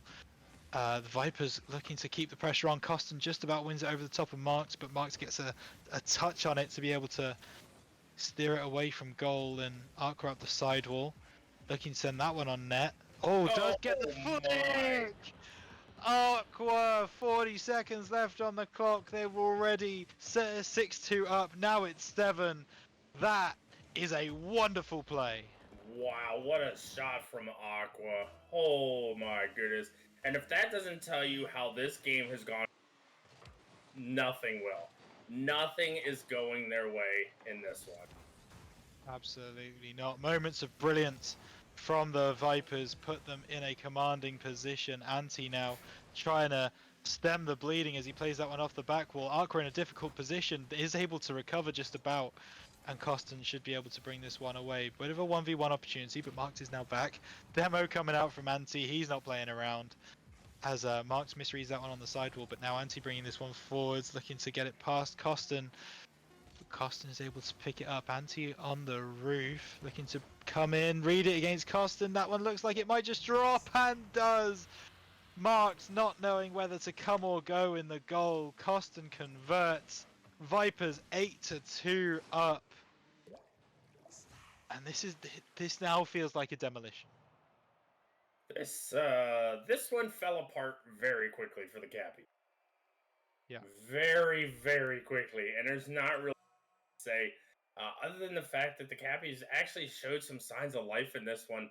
But every single offensive pressure, or every single little bit of offensive pressure that the Capybaras were able to get was just stifled and cleared away by the Vipers, who were then, and this is the big thing, they were then able to convert it into a goal. Costin with 1,000 points, 5 for 5 shooting, assisting 2 of the 3 goals that Aqua scored. they're just the Vipers are just finding each other on the field so well, and Mart and Ante just don't have an answer for it. They really don't, and it's pretty tough. But the thing we need to remember about this game is that the Capybara started 2-0 up. They've just they've basically just lost since then 8-0, which is also insane to think about. But clearly there is stuff going for the Capybaras for getting into that position in the first place. They're just not able to capitalize on it right now. They can't stop the Vipers scoring, and that's going to be the biggest thing that I'm looking at in this game 3. Can their defense start standing up to this Vipers offense? And I don't know what the answer is, KJ, just yet. Yeah, and one of the things that Mart was very good last season with taking control of the ball and dribbling and flicking over opponents. The Vipers are not willing to give up any of that space. I mean, just look at this. Aqua's Oh my still goodness. on this ball. I thought we were going to see another Deucey fake. It was very close. But even still, I mean, look at this. Mark trying to take control, not able to. Because Costin and Aqua are just constantly challenging, constantly taking boost. Yeah, they are, and it's not just the pressure; it's the positioning, right? They know exactly what they want to do. They want to keep the ball from crossing that midway line. They have been unable to do that just now, but they're going to try and get it back to that point. Aqua trying to get it now past Ante, who is in a bit of a 2v1 situation, but is able to flick that one clear. Costin takes out Marked in the defense, and now the Vipers are going to try and push this one forwards, but Marked respawns, looks for the pass to Ante. Ante just can't get there, can't connect. And that's the story of the Capybaras series so far. Costin with a triple touch, unable to find any of those touches to go towards the net. There was Ante now. Knows he's in a bad spot, doesn't challenge Costin, instead goes for the challenge a little bit later, and now Ante plays that one over the top of Aqua with a nice little half flip play. Mark's going to try and pick this one up though, turn on it.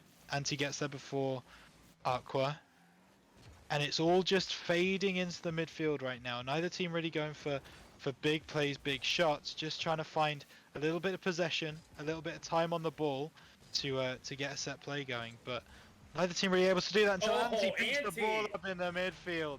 Costin did not expect him to turn on that one. The Capybaras, like in game 2, take the lead, 1-0. I wasn't expecting him to turn on that one. That was such a beautiful challenge by Ante. Catching Costin basically with his pants down on that one. And very well done. Good job by Ante, able to get that early 1-0 lead. But even still, there's still over 3 minutes left to go in this one. And if the Vipers continue doing what they're doing, they're just going to tie it right up in less than 10 seconds.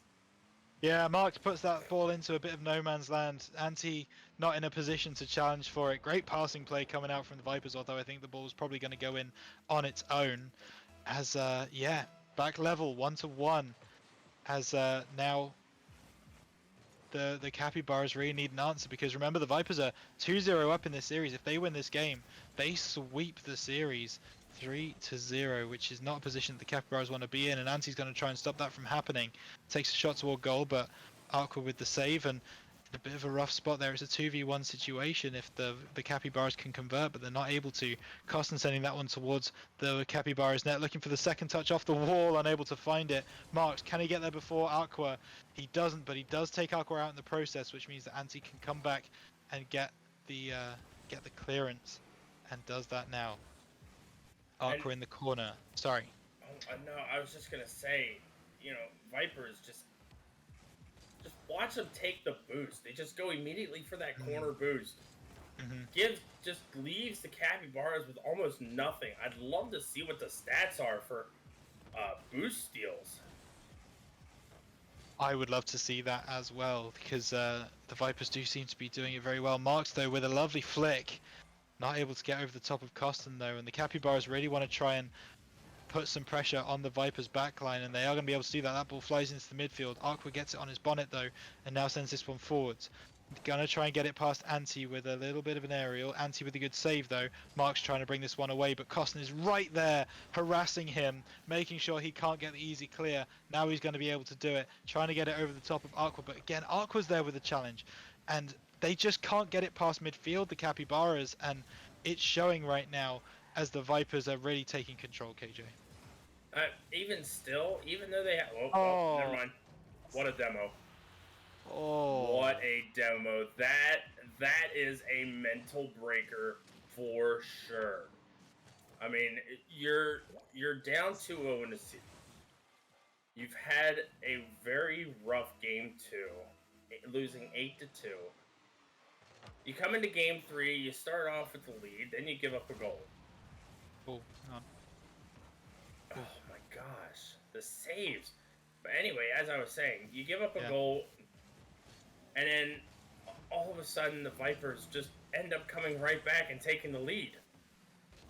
Oh no! Oh, Anti. Anti, Oh. no. Oh No, and man. that might just be the nail in this series coffin. The last sting in the tail as Oh, the that hurt. Vipers take a 3-1 lead, and that's not one you like to see as a spectator, as a caster, as a teammate. That one's a real rough one. Mark's gonna try and atone, but not able to get that one on target. Aqua's gonna bring the ball away. Anti's up nice and early. He doesn't get the hit on that one, and it's been a rough game 3 for him. That's for sure. Mark's gonna try and bring this one away. That one looks like it might go towards the net, but Anti cleaning up, gonna try and find the pass to Mark. He is gonna find it, gets the What shot a off. save! Costin, great save, and Anti can't get the follow up. And if that doesn't sum up their series, KJ, I don't know what does. Yeah, and that's probably gonna do it with that goal. Gonna probably secure the Vipers, moving to 3-0. Just an unfortunate turn of events. The Cappies were looking so good in this one. They were. Able to keep it 1-1 for so long, but so long said that 1-1 scoreline as the Vipers able to score a fourth with 12 seconds left to go. Cappy's just looking for a little bit of consolation now, and that's really all they're going to get out of this one. Yeah, and they might not even get that, unfortunately, as it seems to be the way that the games have flowed. Every single game that very nearly dropped in. Vipers are your winners, 3-0 in the series, but every single game felt like it was really close until there was about a minute and a half left on the clock, and the Vipers just took over. And I don't know what that's down to. I don't know what changes in that last minute and a half or so, but the Vipers just seem to turn it on. I mean, I know in that 8-2 game, it was 2-2 until about a minute and a half left, and they just took over. And is that a mental thing? Is that a gameplay thing? Like, what would you put that down to? Well, in all reality, I think it really comes down to who the better team was. And I really think that, the Vipers just said, hey, all right, well, they've kept up with us. Let's go ahead and shift it into fourth gear, and let's go ahead and rev the engines and let's go. We're going to, well, I know you like your analogies, but the Vipers literally sank their teeth into. Yeah, they really did, and they were deserved winners. I don't think there's any doubt about that. Costin and Aqua played incredibly good Rocket League. That is Aqua's first game of FDL Season 7, by the way, and he looked great. Yeah, I 100% agree with you, but he looked really good last season, Vipers team.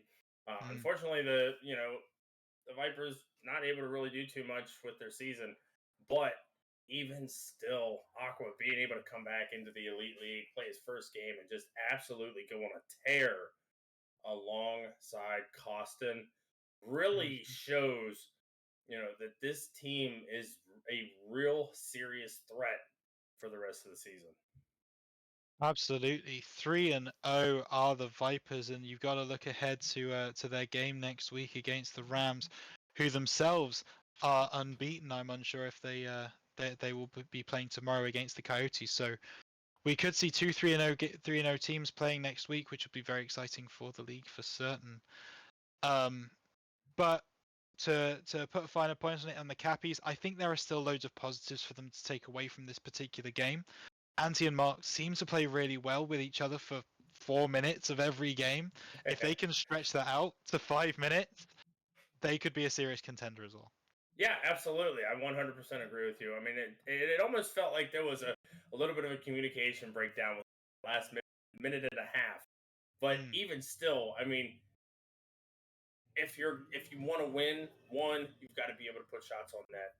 Two, you got to be able to make those shots accurate enough to throw the defense off. But three, you got to make sure that you're on that 100% level of communication, especially on defense, because there was so many times in that game that either Mark or Anti trying to get a touch, not able to, just barely missing the ball. And like we saw in that last one, Anti with that just ever so slight miss, putting the Vipers in that 3-1 position. It's unfortunate, but sometimes that's just how the bricks go. Absolutely, it is. So, with that game being done, we have about a half an hour until the top of the hour when we will bring to you something a little bit different. We're going to have KJ and Chris in here talking for as long as they can about the FDL. Oh, hang on. Wait a minute. We might just about have a post-match interview, which is going to delay the KJ and Chris talking even more. Let's see if we can get the Vipers in for that post-game interview as I bring them in now. Welcome to the booth, Vipers team. Aqua and Costin. He just got kidnapped. We got kidnapped. You did get kidnapped, yeah. How are you both feeling? Great. I'm hungry. Yeah, me too. Great and hungry, both very good answers. Aqua, let's talk to you. That is your first game of Season 7 in the FDL. And hey, I mean, you absolutely smashed it. There's no doubt about that. Did you enjoy getting back in the server with Costin? I would say so. I was definitely ready to come. I'm ready to go back to another championship. So.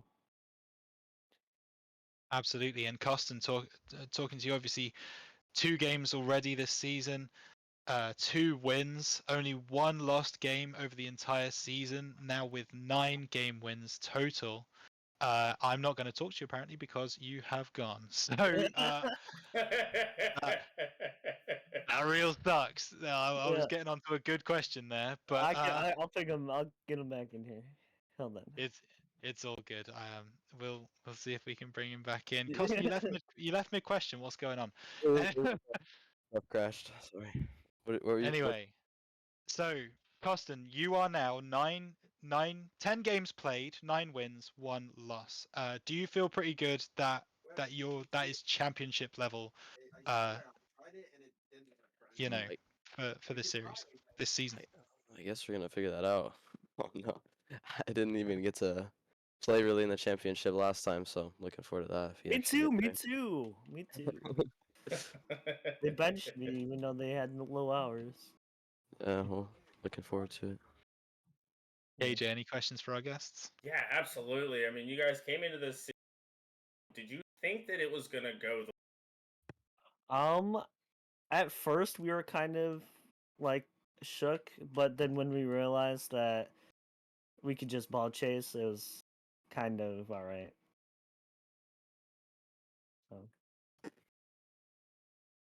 I mean, you guys were just constantly turning on the ball.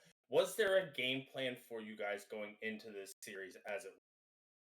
Well, Aqua's gonna play more defensive. I was just gonna monkey, so kind of what we did. Like at first, we were kind of like, we thought they were gonna play their top lineup, and then when they didn't, it's just like. I got a little confidence boost. I don't know. Yeah. I was surprised they even made a roster change at first, to be honest. Yeah, I saw OM was upset in the comments in the chat. It's like they did really good against us in scrims with their other roster. Yeah, with feed. Laggy, put feedback on your roster, bro. Well, Rhino, usually you get a chance to ask a question. You guys move on to 3-0. Is there any teams that you want to call out in particular and say, hey, why don't you come and get some? Not really. No, not really. That's I bad think way they're to gonna go out. call us out and say, Short words from Costin, the man of many words. I was gonna say the way you laughed there makes me think you're trying to you're hiding something there, but we won't push much further. Yeah, super good performance from you guys. Congratulations on the win. You now move to 3-0 on the season. As I mentioned in the cast, next week you will be playing the Rams, who could also be 3-0 by the time they're meeting you next week. Do you have a message for the Rams team directly? be prepared to not touch the ball. Wait, you said they're 3-0? They Yeah. could be by the time If they they have beat to play the Coyotes, Coyotes right? tomorrow. Yeah. Oh, Yes. if so, looking forward to ending their streak. But, yeah. Wow, looking Hey, forward to J-Dubs. ending this streak. Very exciting stuff. And with that, thank you so much for joining us on the booth. The Vipers, Costin and Aqua, your 3-0 winners versus the Capybaras in Elite League.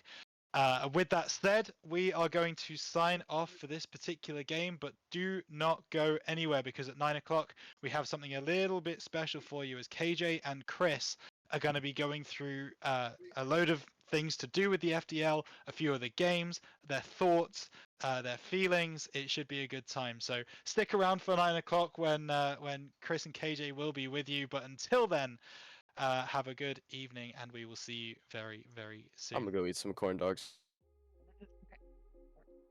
Fair enough.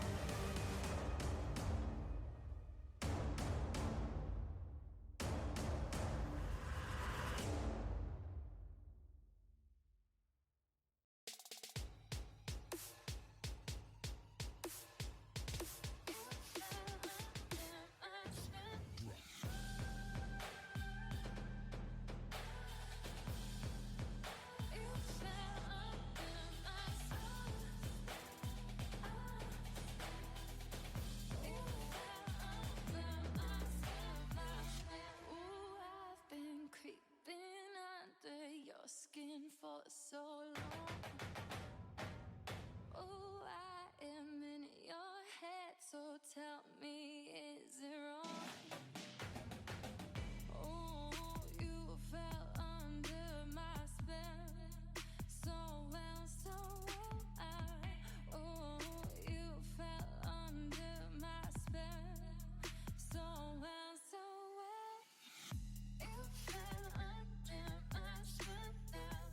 My spell, you fell, my spell, my spell. You fell under my spell. My spell, my spell, my spell, my spell, my spell, my spell. You fell under my spell. My spell, my spell, my spell, my spell, my spell. You fell under my spell.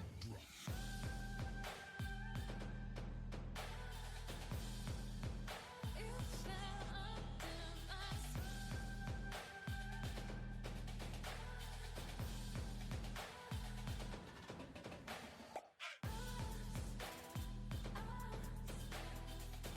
You fell under my spell now. You fell under my spell, my spell.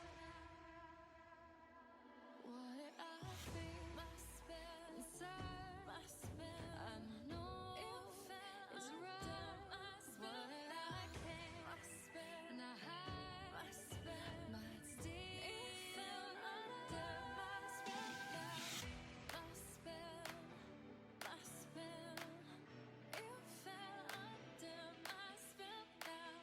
My spell, my spell. You fell under my spell now. You fell under my spell now. You fell under my spell now. Hey, what's going on, FDL? Chris with the K here. No matches going on right now. We had some bums in the background, but I got KJ here. So Yeah. this is FDL unscripted. This is how we're gonna fill time. It's gonna be our hot takes, our updates for what has happened. And I feel like there's a lot to talk about, especially this week alone. It's been a crazy one. I'm not gonna disagree with you. Like, you're not gonna hear any sort of rank outs, changes in lineups, changes in teams completely. Like, for just to give you an example, the Eagles completely restructuring their team due to the chemo situation. Yeah. Trying to get some family stuff going on for them. And then Southpaw retiring. Just to be Retiring, a going to the Colts reserve. Reserve, yeah. Four unforeseen rank outs. Like, there is so much that has happened within the last 3 weeks of league play. And you know what? That the expert league right now is that one shock factor, because normally I like to think expert league's the boring league where nothing really happens in terms of crazy changes and whatever else. But Right. man, when you got 4 rank ups from 2 teams, it gets a little crazy, and we could probably see some other ones in the Eagles. I think their players are getting up there as well. I don't know, but yeah, it's been a wild start to the season, to say the least. So, KJ, what league do we want to start with? You know what? I kind of want to start with the Star League because I feel like there's a lot to talk about there, especially with the rank ups that happened. Yeah. So normally, so for anybody that's that's new and hasn't been around, normally we see the rank ups happen from Origin to what used to be Adept, which is now dead thanks to the guy that's over here. Please hold your applause. Hang on. Hold him. Oh, sorry, I went wrong side. This side. This side of me. This guy here killed Adept League. But usually we see those rank ups happen from Origin and into Expert, but we did not see that. We saw something different, and it's something that I don't think we've ever seen before. which is 4 expert players moving on to Star League, and then this is the best part, getting signed to teams in Star League. Yeah, especially okay. Well, and you know what? The rank ups that go along with it. That Seagulls team imploded twice. I think. No So- comment. there's nothing really to talk about with the Seagulls team. How they got back on track, I don't know. It must have been someone on Congress that starts with a C and ends with a K, but it was kind of a coincidence. That man put in work to get that team going, and then the 2 Vipers players end up on the same roster again. Man, that is something that you will never see again. But That's they did crazy. for as early of a rank up it is and how active Star League free agents are, they really lucked out because they could have been without a team for the season. And I know there's a lot of people still that would like to find a team, but this Star League has been so active. Dare I say, 24 teams could have been a possibility. But I think Robot would have had my neck if I did that, so I didn't do that. I think a lot of people would have had your neck. Well, I said the same thing about Expert League, and we we see how that's turning out right now. But, well, we got the can confirmed from Robot Man. Well, I'm 1 for 1 right now. Let's see if I can keep that going. But no, even the Monkeys players, Finer, he ranked up last week. We got Colamos. He's ranking up at the end of this week, per what we've been doing. So I know one of them, Finer, found a home for the Dragons, who Yep. we beat. Hey, but where Cole is gonna go, we offered Finer the reserve for the Monkeys, so you know what? Offer's still up in the air for that. But yeah, that's just crazy how it's gone up. And then that week 1, some of those matches, man, whew, spicy. When we have break from like the end of one season into the next, it's one of those things of like, okay, who's gonna be the breakout? Who's gonna just absolutely mop the floor? And unfortunately, and I don't, you can disagree. Here's your first hot take. There isn't a team that's actually like, boom, just like absolutely destroying the competition. Most of the games in Star League have not been like absolutely hateful. They've been really good series so far. The only one that I will kind of contradict myself on was the that Hornets game against the Coyotes was kind of fugly. Yeah, that yeah, well, I mean, okay, but here's the thing. It's the Hornets. They were runner-ups last season, and they've been on a tear so far. Like, they've looked so good, but no, for a good reason. I'm sorry, I misspoke. The Hornets versus Capybaras game. Oh, yeah, where they, okay, Yeah. that, I thought Yeah, that's what you were getting at, but... Yeah. That's on me. But even still, the Hornets and Coyotes game was still like, it was 4 games, Mhm. and they were all relatively close. There's not like every single game is like 10-1, or every single game is 5-0. There's not really that. I guess you could probably say like that heavy, harsh push Yeah. for one team to just absolutely dominate everybody. Kind of like the Huskies in Elite League last season. Oh, yeah, where they absolutely went on a tear. Yeah, the season 6. Well, and Huskies have always been a dominant team. They've never finished worse than 8-2, I believe, in Elite League, and they finally go and win. And you just kind of felt like that was coming. That's what this Hornets team represents. That is exactly the same, I think, mentality. It's been a very similar team all along. I feel like this is the Hornet season, but right now a dark horse in that Star League is the Colts. I don't think I've seen Harmonic have this great of a start to the season in forever. Because I like Harmonic and Gup. I like it when teams stick together, such as Robot Man and Stoops. I really like seeing that because it builds storylines. But the Colts coming out and beating their adversaries in Doomster for Harmonic, and then they go out and beat Robot Man and Hayes. I really think this Colts team is onto something this season. and have a really good shot of putting in that championship contender. That's my GM. Oh, you're legally obligated to be on his side. Never Yeah, mind. Forget the absolutely. Colts. They're gonna flop half of the Hey, come half on of the now. season. Come on now. This isn't. I mean, but to your point, okay, Harmonic has always had, you know, a rough start to the season. Mm-hmm. Back at season 2, going 2-5 for a record. Went to the Penguins. Finished that season 3 at 1-5. Season 4 finally got himself a winning record, 4-3. Season 5 was an ugly season for the Colts. Let's be honest here. Harmonic going 0-7 in all his games, and then going 4-5 in season 6. Coming into season 7 now, starting out 2-0, that's a really good start. Like, and I'm not trying to sound biased or anything, but to start out your season 2-0, that's huge. Yeah.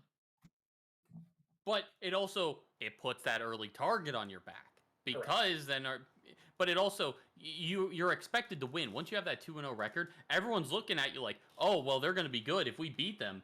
Then we could say, "Oh, upset, you guys are, bad or whatever." That also puts pressure on people when they do that. So you don't want to see them fold because similarly in season I hit the wrong thing. Hold up, website. Go back.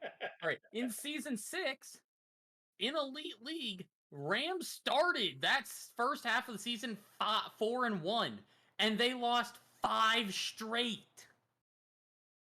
Like that good starting record does not necessarily translate over to the second half of the season. It just, you have to go all the way through. If a team goes 5-0 first half of the season, you could say, yeah, they are that team. Even if they fumble at the end, they still have a good chance to make playoffs. But you cannot let up on any team that you go up against because it is just that close. So Colts, Hornets, Vipers over in that Courage Conference in Star League, all starting 2-0, but they got to continue it. And I don't know much about this Vipers team.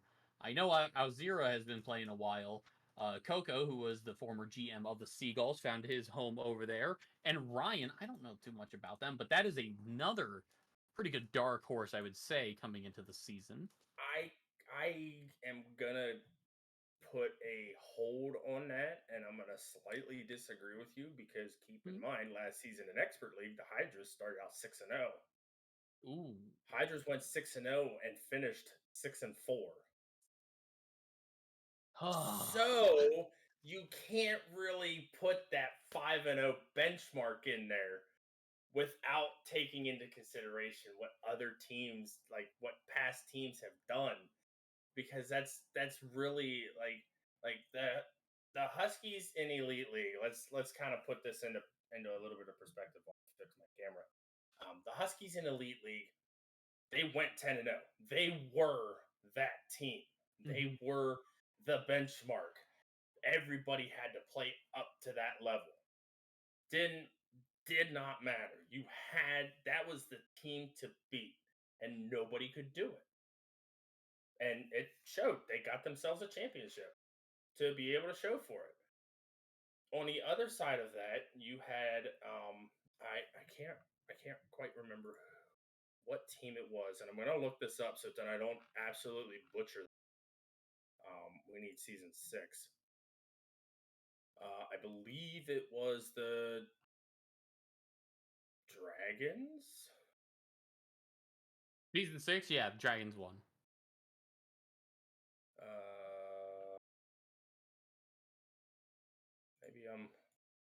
Maybe I'm dumb. Huskies were in the grand finals. Yeah, they won in season 5. Season 5. Oh, here's another example. Hydras, season 5, Elite League, went 10-0. What happened? They got swept in the finals. Reverse swept. Yes, reverse swept by the Huskies in the finals. So even getting to that 10-0 benchmark does not mean that you're guaranteed a win. Holy crap! I'm sorry, that is my hot take. There is a hot take for you. Just because you go undefeated does not mean that you are not beatable.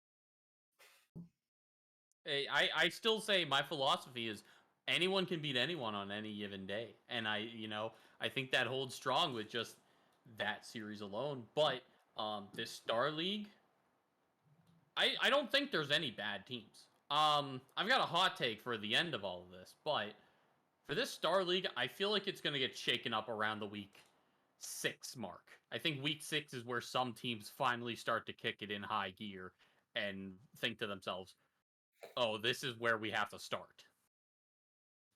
Week 6 is going to be pull away week. It's also right before roster lock, and so everyone's going to be panicking to make those last second changes. It's like, guys, we got to get rid of someone. Oh, no. Oh, hey, by the way, there was 15 other rank ups that happened. we should take a peek into one of those players. Come on. Oh, for God's sakes, we need to drop this person. Jesus Christ. Yeah, snakes in the water, man. Snakes in the water. I don't know, with the the season being so young, it's really hard to tell like who's going to really pull away with anything. I want to take it to the Origin League real quick. Absolutely. Gran Chulo is no longer on the Hammerheads. And very interesting. It is very interesting because now I think a lot of people were kind of, when it was Hex and Gran Chulo, like, okay, that's it. Season's chalk. They're going to win it no matter what. But now you don't have either of those players in Origin League. Oh, that was another rank out. Well, that was by choice. He got pulled up to be the reserve. But yeah. Even still. I still thought Hex is the best player in Origin League. Despite what everyone was saying about everyone else, Hex had the stats to back it up. For this season and last season, he was my it guy. He reminds me much of Jalapeno in season 2. Yep. And I really liked it, and I still miss the Jalapeno not playing anymore. But I think that Hex was that player. But now that Hammerheads team is not anyone that anyone was expecting it to be. Who is now the X Factor team? Because Huskies, people have been talking about Spike. Spike is so good. Well, Spike, they're starting 1 and 2, and while that record doesn't mean much, you can't be talking about a person that's just got good individual talent, and then also not have kind of good enough results already. So, okay, here's your hot take, and it's not because I'm friends with them, but I think a team that people really need to look out for is the Penguins team. I'm so glad you said that because I love this Penguins team, dude. I love Ismedieval, dude. He is that player in the Origin League that I was looking forward to. I had the opportunity to actually Origin team play. And oh my God, the amount of just sheer skill to be shown in Origin League is just, it is bar none. Yeah. This Penguins team is going to be one of those sleeper teams that people aren't ready for. They're going to go in week after week and just be like, wow, we weren't expecting that. But see, here's the flip side to that. We talk about Ismedieval. Do 2 cool dudes and Tim the Googler get it done in the same fashion? Because Ismedieval, fastest player I've seen in Origin in a very long time. I cannot think of the only person I could relate that to was probably Mythonian in season 1. Is who I'm going to relate. I know, and dude, Menace Hour. He was everywhere doing everything for the Unicorns team. I mean, night and day performance with his teammates. But with KC too. Go ahead. Yeah, and that was KC on his team, the original GOAT. Dude, that was the guy in Origin League, and Myth is showing him up. It's crazy how that happens, and I see that in Medieval. He's fast, but can 2 cool dudes also be that carry if Medieval's having a bad day? Because not everyone plays 100% all of the time. I need to see that whenever they go to play. That will technically be lined up by salary, but when they get Tim and 2 Cool on the same, match. Well, it's going to be the other thing, we also You know, you have a West Coast player that deals with ping issues whenever he plays on East Coast. How well would he mesh with a Too Cool or Tim the Googler or even Medieval? Like, how well would that chemistry carry over? I guess is probably the best way to say that. And if that chemistry is there, who's going to stop him? Yeah. I'm also fact checking my hot take for later. Oh God, I didn't realize that this happened. Oh geez. Okay. Past seasons have already got me. All right. Origin League. I want you to name one championship team from, or who do you think is going to make it to the grand finals? And you can pick your conference. I'll pick the other one.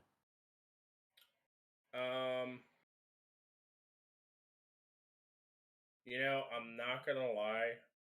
As much as people are gonna hate me for it, I'm gonna pick the Gators to actually make it to the finals. Okay. Do you have a reason? I actually I do. That team of Double J and NR Saucy, I feel like can do a lot of damage in the Origin League. They just haven't had an opportunity to really do much because they haven't played a game yet together. Okay. So, because Athic and Saucy played in week 1, yes, they lost that series, but it was a 4-game series, and this is what the scoreline was: 4-3 Hornets, 3-2 Hornets. Then the Gators woke up a little bit, won 4-1, and then they lost game 4 2-1. Every Very single close. loss was by 1. It was a very close series. Then they come back with Double J and Stone Box in week 2 against against the Rams and sweep. Yeah, especially that Rams team is so strong. Dutchman and Slammer Moth they played against. An 11-3 and a 10-1. Stone Box, I just want to put this out there, is a 7-2. This is the same guy. He shot 42%. Averaged 384 points per game. At a 7-2, that is solid when the lowest salary is a 10-2. Like, Okay. that should say something about this Gators team. They just need that breakout performance that's really going to put them on the map. I think it's kind of criminal you were hyping up the Penguins and then you didn't pick them. I'm not gonna lie, but I see your statistics that you're pulling in with the Gators. I'll pick one team from the other side because I feel like it's gonna be an interesting season. I'm picking the Seagulls, dude. I had a feeling. I'm not gonna lie. I looked right at it. I was like, yeah. I think Suplag and Visions, I think they've got it going on. I like their dedication. I like their gameplay, especially beating the A lineup of the Huskies, I believe, in week 1. Let me just fact check myself here. No, it was No. Panzer. Okay, who is this A lineup on this? Oh, okay. So it's Spike and Unproven Facts would be the A lineup. So it was C versus A. But I still think that's going to be an underrated team come the end of the season. I think we've never gotten a dark horse champion. We've always had like number 1 or 2 seeds go at it. And I think that's going to be our underdog grand finalist. Cuz I can't think of another I'm season holding up where- a number, Chris, and I'm really 2? sorry. Is I'm it holding up a number. season 2? No, week 2 though for the Seagulls was a forfeit. Oh yeah, they're going through roster changes. Who hasn't gone through roster changes yet, KJ? That's true, but we haven't gotten to that part. Listen, hey, that one player that was gone, Saucy.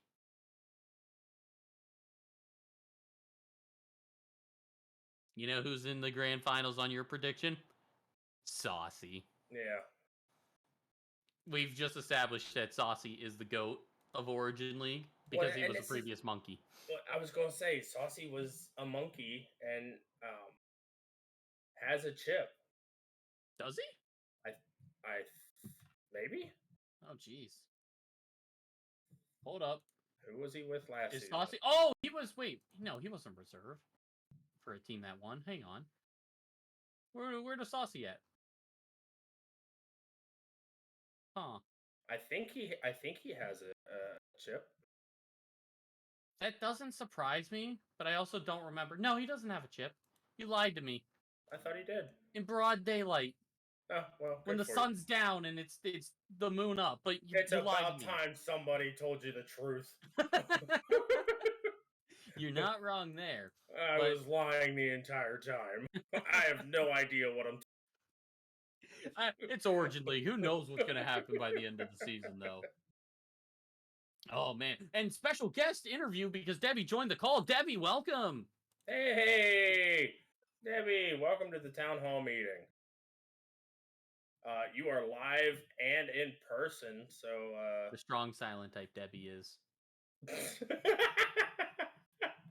Debbie, if the Eagles will win a championship, say something. And he's gone, And just he's like gone. that. Eagles will not be winning this season, guys. All right, good to know. All right, Expert League. Unless you want to do Elite League first. That's also No, let's go ahead and hit. Let's hit expert okay. because there is a lot of things happening here. Yeah, the that, rank outs. That was a big one. So for the 4 rank outs, plus possibly more, depending on a couple things. Yeah. Just throwing that out Okay, there. so we had 2 players from the Vipers rank up. We're gonna have 2 players from the Monkeys rank up.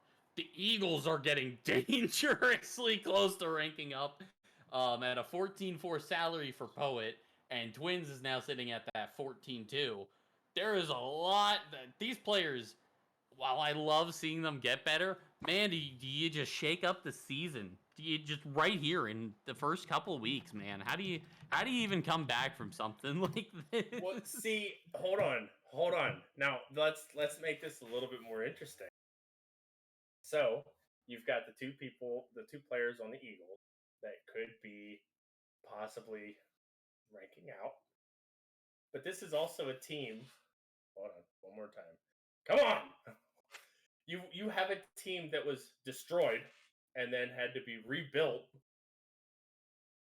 completely.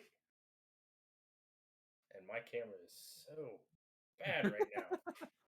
God, I'm so grainy. But either way, out of focus camera or in focus camera, it doesn't matter because you have a team that was completely destroyed in the Monkeys. Yeah. Going through the same thing as what happened to the Vipers, which could end up happening to the Eagles again for a second time. It's so much happening just within 3 weeks of. And by the way, our special guest is back. Welcome, Debbie. Oh, thank you for the introduction there, and apologies for my Discord being a little wacko mode there.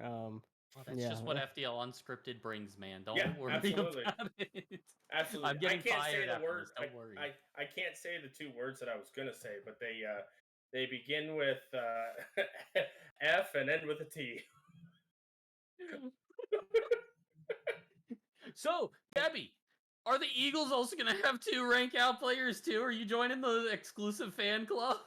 Oh man, I sure hope not. But Twins and Entranced, they're having fun and ranked, and like today, Twins was like, "Oh, I hit 1400, but my tracker didn't record it," and I was like, "Oh," wiping sweat off my brow, and then next thing I know, he's like, "I hit 1400 again." And I was like, so "What the?" hold on. I The actually heart attack. I actually read Twins' message, which was I went from 1360 something to 1422, and then back down to 1360 or like 1336, back up to 1436. I don't understand this game anymore. Dude, the grind goes crazy. But oh man, dude, especially the Eagles having so many roster changes. Debbie, Where are you going next? Because I feel like one of them is going to rank out. One of them is ranking out. Unless we got Oh, some man. sandbag going on, Debbie. But If one of them ranks out, I think we move Zelia up, and then I might have to put my big boy pants on and join the reserves. Imagine wearing pants playing Rocket League. huh? I don't know. It's FDL unscripted. What do you want? Pants on at the very least. I guess We're unscripted, not commando. I'm gonna stay seated then. Oh my gosh. Now, this expert league is also interesting though. I think Dragons being 0-3 seems kind of wrong. I also think Seagulls being 0-3 is really wrong. Because I think both of these teams have good runnings for championship caliber. Penguins got their roster going. Capybaras, I don't want to comment too much on them because I like those players. Except I don't think they work well together. But I think Expert League's also most for who? interesting league For who? so far. For what? For what? The Penguins? No, I already forget what I said. What did I say? Oh, I was gonna say for what the Penguins? You mean the just now signed 2 players? And to Thor's point, Penguins finally got 2 more people, yeah. but Quack is still struggling to find 2. Man, those expert free agents, dude, they're bums. I've now posted the what's his? Yep, I need your help. Uncle Sam. Yep, I Yep. posted that in the tryouts. Right. I think the Dragons being 0-3 is definitely surprising. I mean, you have a former champ right there, Flight Knight. He picked up Exile, who played with Medler last season, who went on like that 6-0 run at the end to bust their way into the playoffs. And I think Faking is a new player, so never seen them before, but still just the caliber of players between Flight Knight and Exile. It's kind of wild to see them at 0-3. I was gonna say there's not really. If you look on paper at some teams, you could be like, "Oh no, what are they doing?" But I can't think of a single expert team here that kind of does that. I mean, Penguins had their issues a few times. Vipers having to start from scratch. Monkeys now probably having to start from scratch. I don't know. There's not really bad rosters, but Yeah, I feel like some teams are just going through more hardships than others. Yeah, and So- like you. Oh, go ahead, KJ. Oh, I was gonna say. So you guys are talking about the Dragons being 0-3. I actually took a look at what the matches were, and I mean they did get swept by the Lobsters, but it was only a differential of 4. Mm-hmm. Okay. Then they played the Dragons, and that one went all the way to game 5. Monkeys took the first 2, Dragons took the second 2, and then Monkeys only won by 1 goal. So the Dragons have been in it. They've definitely been in almost every season. The only one that they weren't in was against the Hammerheads, and that's just because Medler doing Medler. Yeah. Just absolutely went off and was a monster with 7 Yeah, and- with 7 goals, and Norcho was 6. Hard And I to think beat a that's- team that scores 13. And I think that's a little thing of like him facing his old teammate. Like everybody always wants to beat their teammate, whether you guys split up on good terms or bad terms. Like if I came across KJ or Southpaw on the other end of the pitch, I want to beat them because it's just a friendly competition, you know? Too bad you didn't do it in FTL. Yeah. I'm so sorry. is That's fair. there's That my is hot fair. take. I don't know if you know what a hot take means. I do. Oh my Oh. god. Okay, so how about this for a hot take? Okay. Yeah. I'm going to give an early prediction as to playoffs, Okay. and I'm going to give the top 4 teams. Okay. I think the Eagles make it. Yeah. That's good. Obviously, that they look really good, and that's even if rankouts happen. Yeah. Okay. If rankouts happen, I still think that the Eagles are still going to be able to make it to the playoffs. I'm also going to say the Huskies I think the Huskies have a good chance to be able to make it in there. They just need to be able to get that that wow factor going. Because the games have been really good. I mean, they took the Eagles to 4, and then they were able to take down the Seagulls in 5. So I think that the Huskies may have a good opportunity. Obviously, I'm gonna pick the Colts to be able to at least make it. I'm not saying win it. I'm saying to 4 teams to make it. Because I mean, 007 Bondo does 007 Bondo things. And regular season Bondo and playoff Bondo are 2 different people. Whereas regular season is like, good luck. Good luck staying alive. And I honestly think one of the sleeper teams is going to be the Vipers. That a lot of people are, even though the Vipers are 1 and 2, putting them kind of one of those teams that they had 2 rank outs, but the 2 people that they picked up are very good players, and that is my top 4 teams that I really think may end. Okay. I just want to see if the Expert League Eagles curse lives on. Or I guess the Gators curse, where they meet each other, and then the Gators just get raffle stomped by the Eagles again.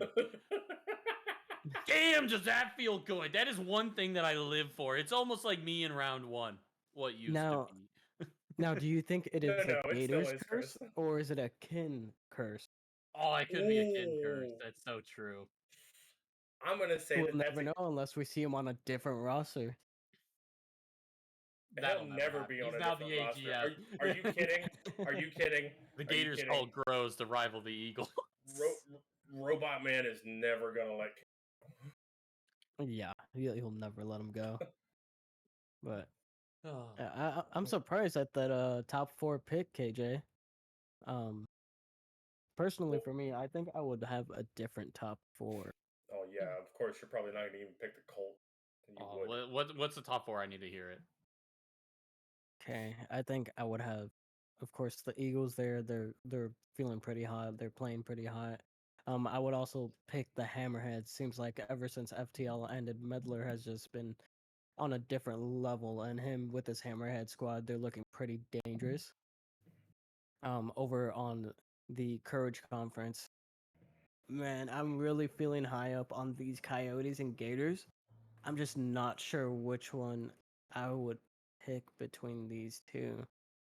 And I really look forward to that week 5 match where they finally are going to face each other.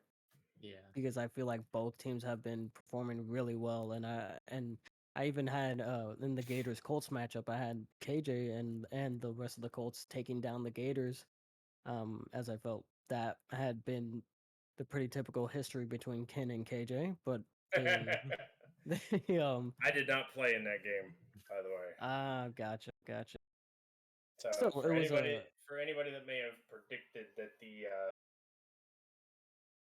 the Colts were going to be able to pull it out against the Gators, just know I was not a part of that game because I honestly was not feeling well that night, and I was not feeling Rocket League at all that day.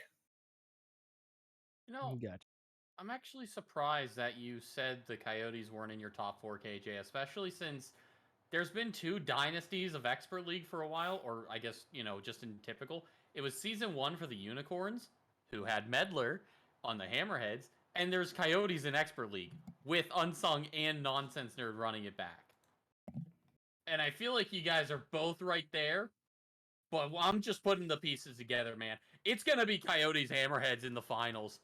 I want to see Medler become a 3-time. I think that's going to happen. Also, let's go to Elite League real quick. Yep. Wow, this has gotten interesting for Elite League. Yeah.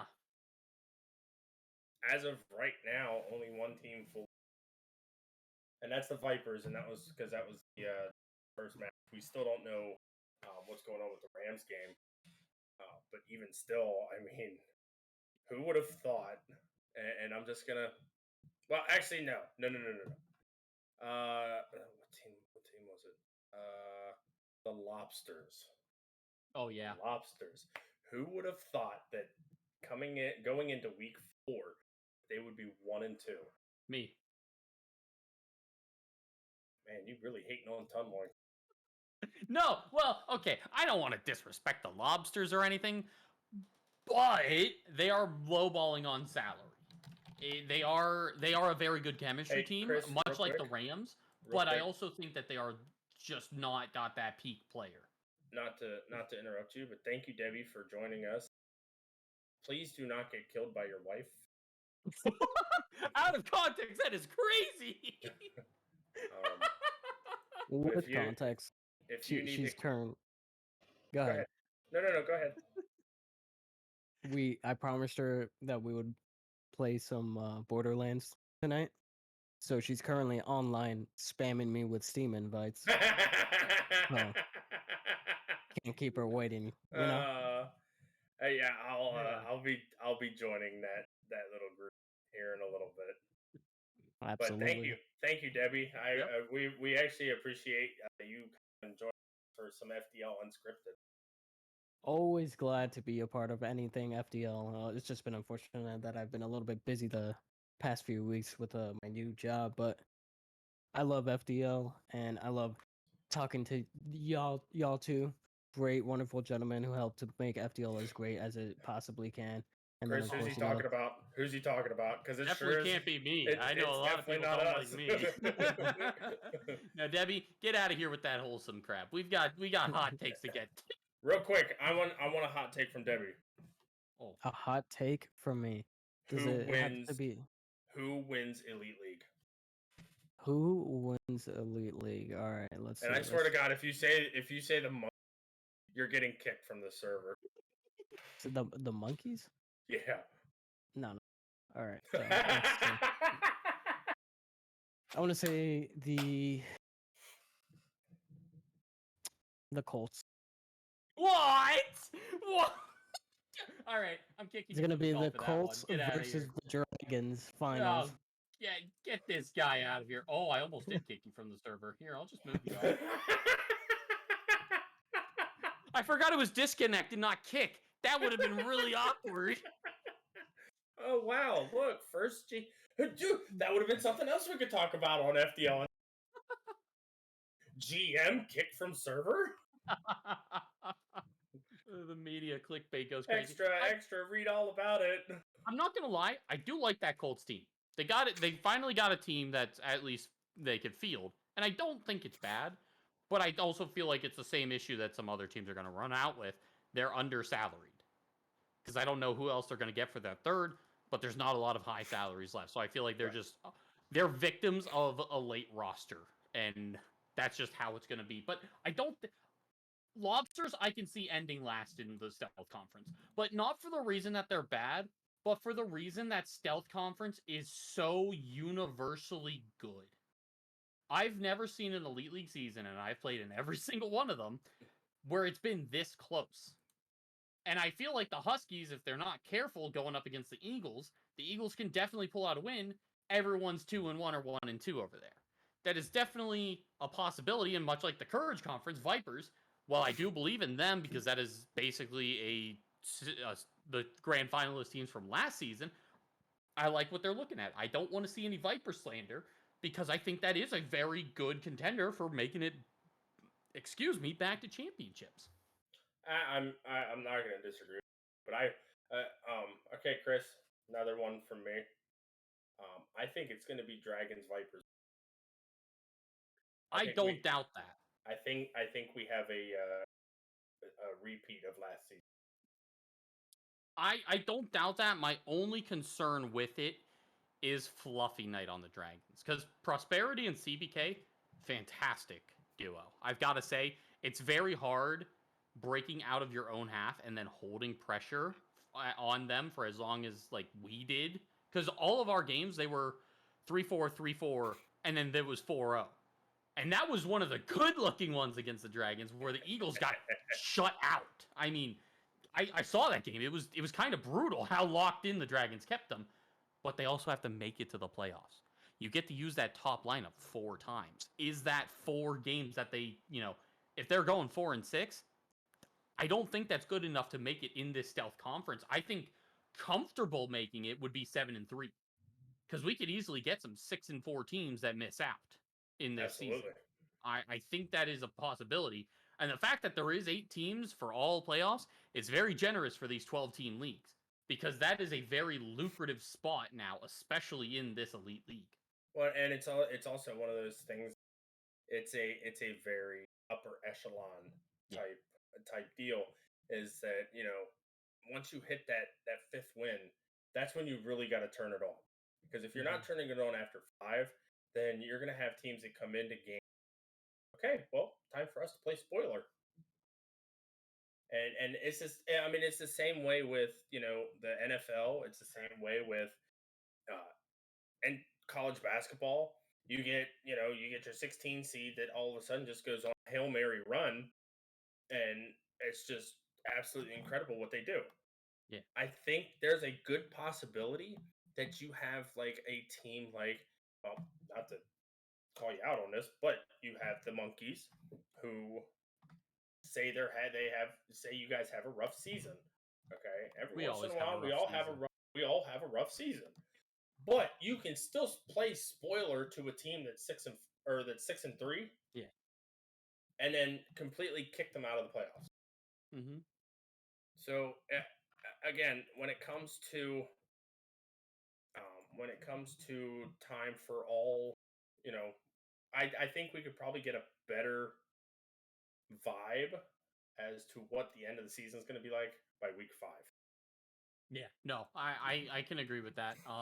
Also, really quickly, because I know you want to go bootleg the other match. One team from Stealth Conference. I'll take one team from Stealth Conference to make it to the top 4. To the top 4? Yes. Doesn't necessarily have to be top 2, but. Ooh. And it's not to appease our overlords. I'm actually gonna give it. The Monkeys. Oh, let's go. But I have a very specific reason. Okay, Mm-hmm. There is nothing like consistent with a K to make it to the playoffs and still get eliminated. I see this one as an absolute win. Yeah, there was only one time you got past the first round. Don't start getting your don't get your panties in a bunch, all right? That's okay. It was worth it. There's a first time for everything. There is. Anyways, from the Courage Conference for me, I'm gonna say Gators, and I feel like on paper that kind of makes sense. Yeah. Gators, that top lineup, phenomenal. How Chrono comes in with the rest of it, I don't know. That the low salary players is seemingly what's gonna hurt people. But I do like that Gators team. I think that's really good. Now, quick, one team that's gonna get eliminated from playoffs in Courage Conference. One team that's gonna get eliminated. That doesn't make it. That doesn't make it. So two teams that won't make it. Which one? Owls. Ooh, I don't disagree with that actually. Like I'll put it to you this way: I thoroughly enjoy watching Frank and Vulcan. Thoroughly enjoy it. However, I don't think that team dynamic is there, and I don't know if the chemistry is there, especially after watching how they played against the Monkeys last. Yeah, that bottom player, man, that's gonna come back to hurt a lot of teams. On the others, you want one from the other conference? Yeah, give me the other one. Okay, I am going to, unfortunately, say the Capybaras. I don't think that team can match. I agree with that. They've got a lot of talent, but talent doesn't win you championships. No. I think every team that in Elite League that has won has meshed well together chemistry-wise. And I just don't see that in the Capybaras, to be completely frank. No, you're Chris. Anyways, my overall hot take for all of this, we will all have in every league a brand new championship player. There will be no repeats. I think we get, how many would it be technically? 12 brand new champions this season. Yeah. That's so casual. You know how impressive that is to get 12 brand new people? All right then. Well, thank you, Water Dragon, for That's streamer for insane. this little segment. Yeah, right. That- Okay. well, no, like it the mind messing, it like messing, it literally messes with your mind to actually think about how crazy that is. Yeah, we've always had a repeat champion every single season. That's insane. Yeah, that is. I mean, if it happens, I will buy a lottery ticket because that would be incredible. But also, Jesus that is Christ. going to do it for FDL Unscripted. Hopefully, this comes back in the future as a time killer. But I hope you guys all enjoyed. We are going to go to a quick break, and when we come back, we've got our last match of the night. Don't go anywhere. We'll be right back.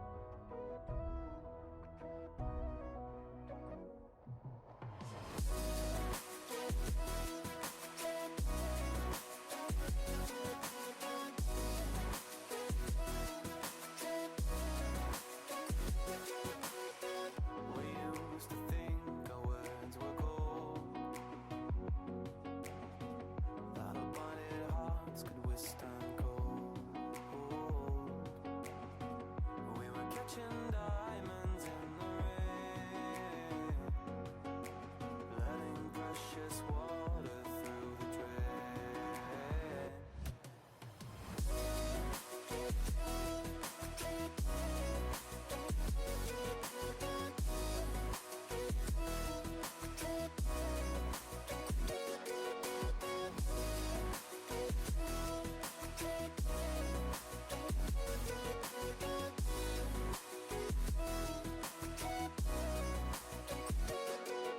Stars were dancing in their light, paths that we could never ride. Oh, they were dancing way up high.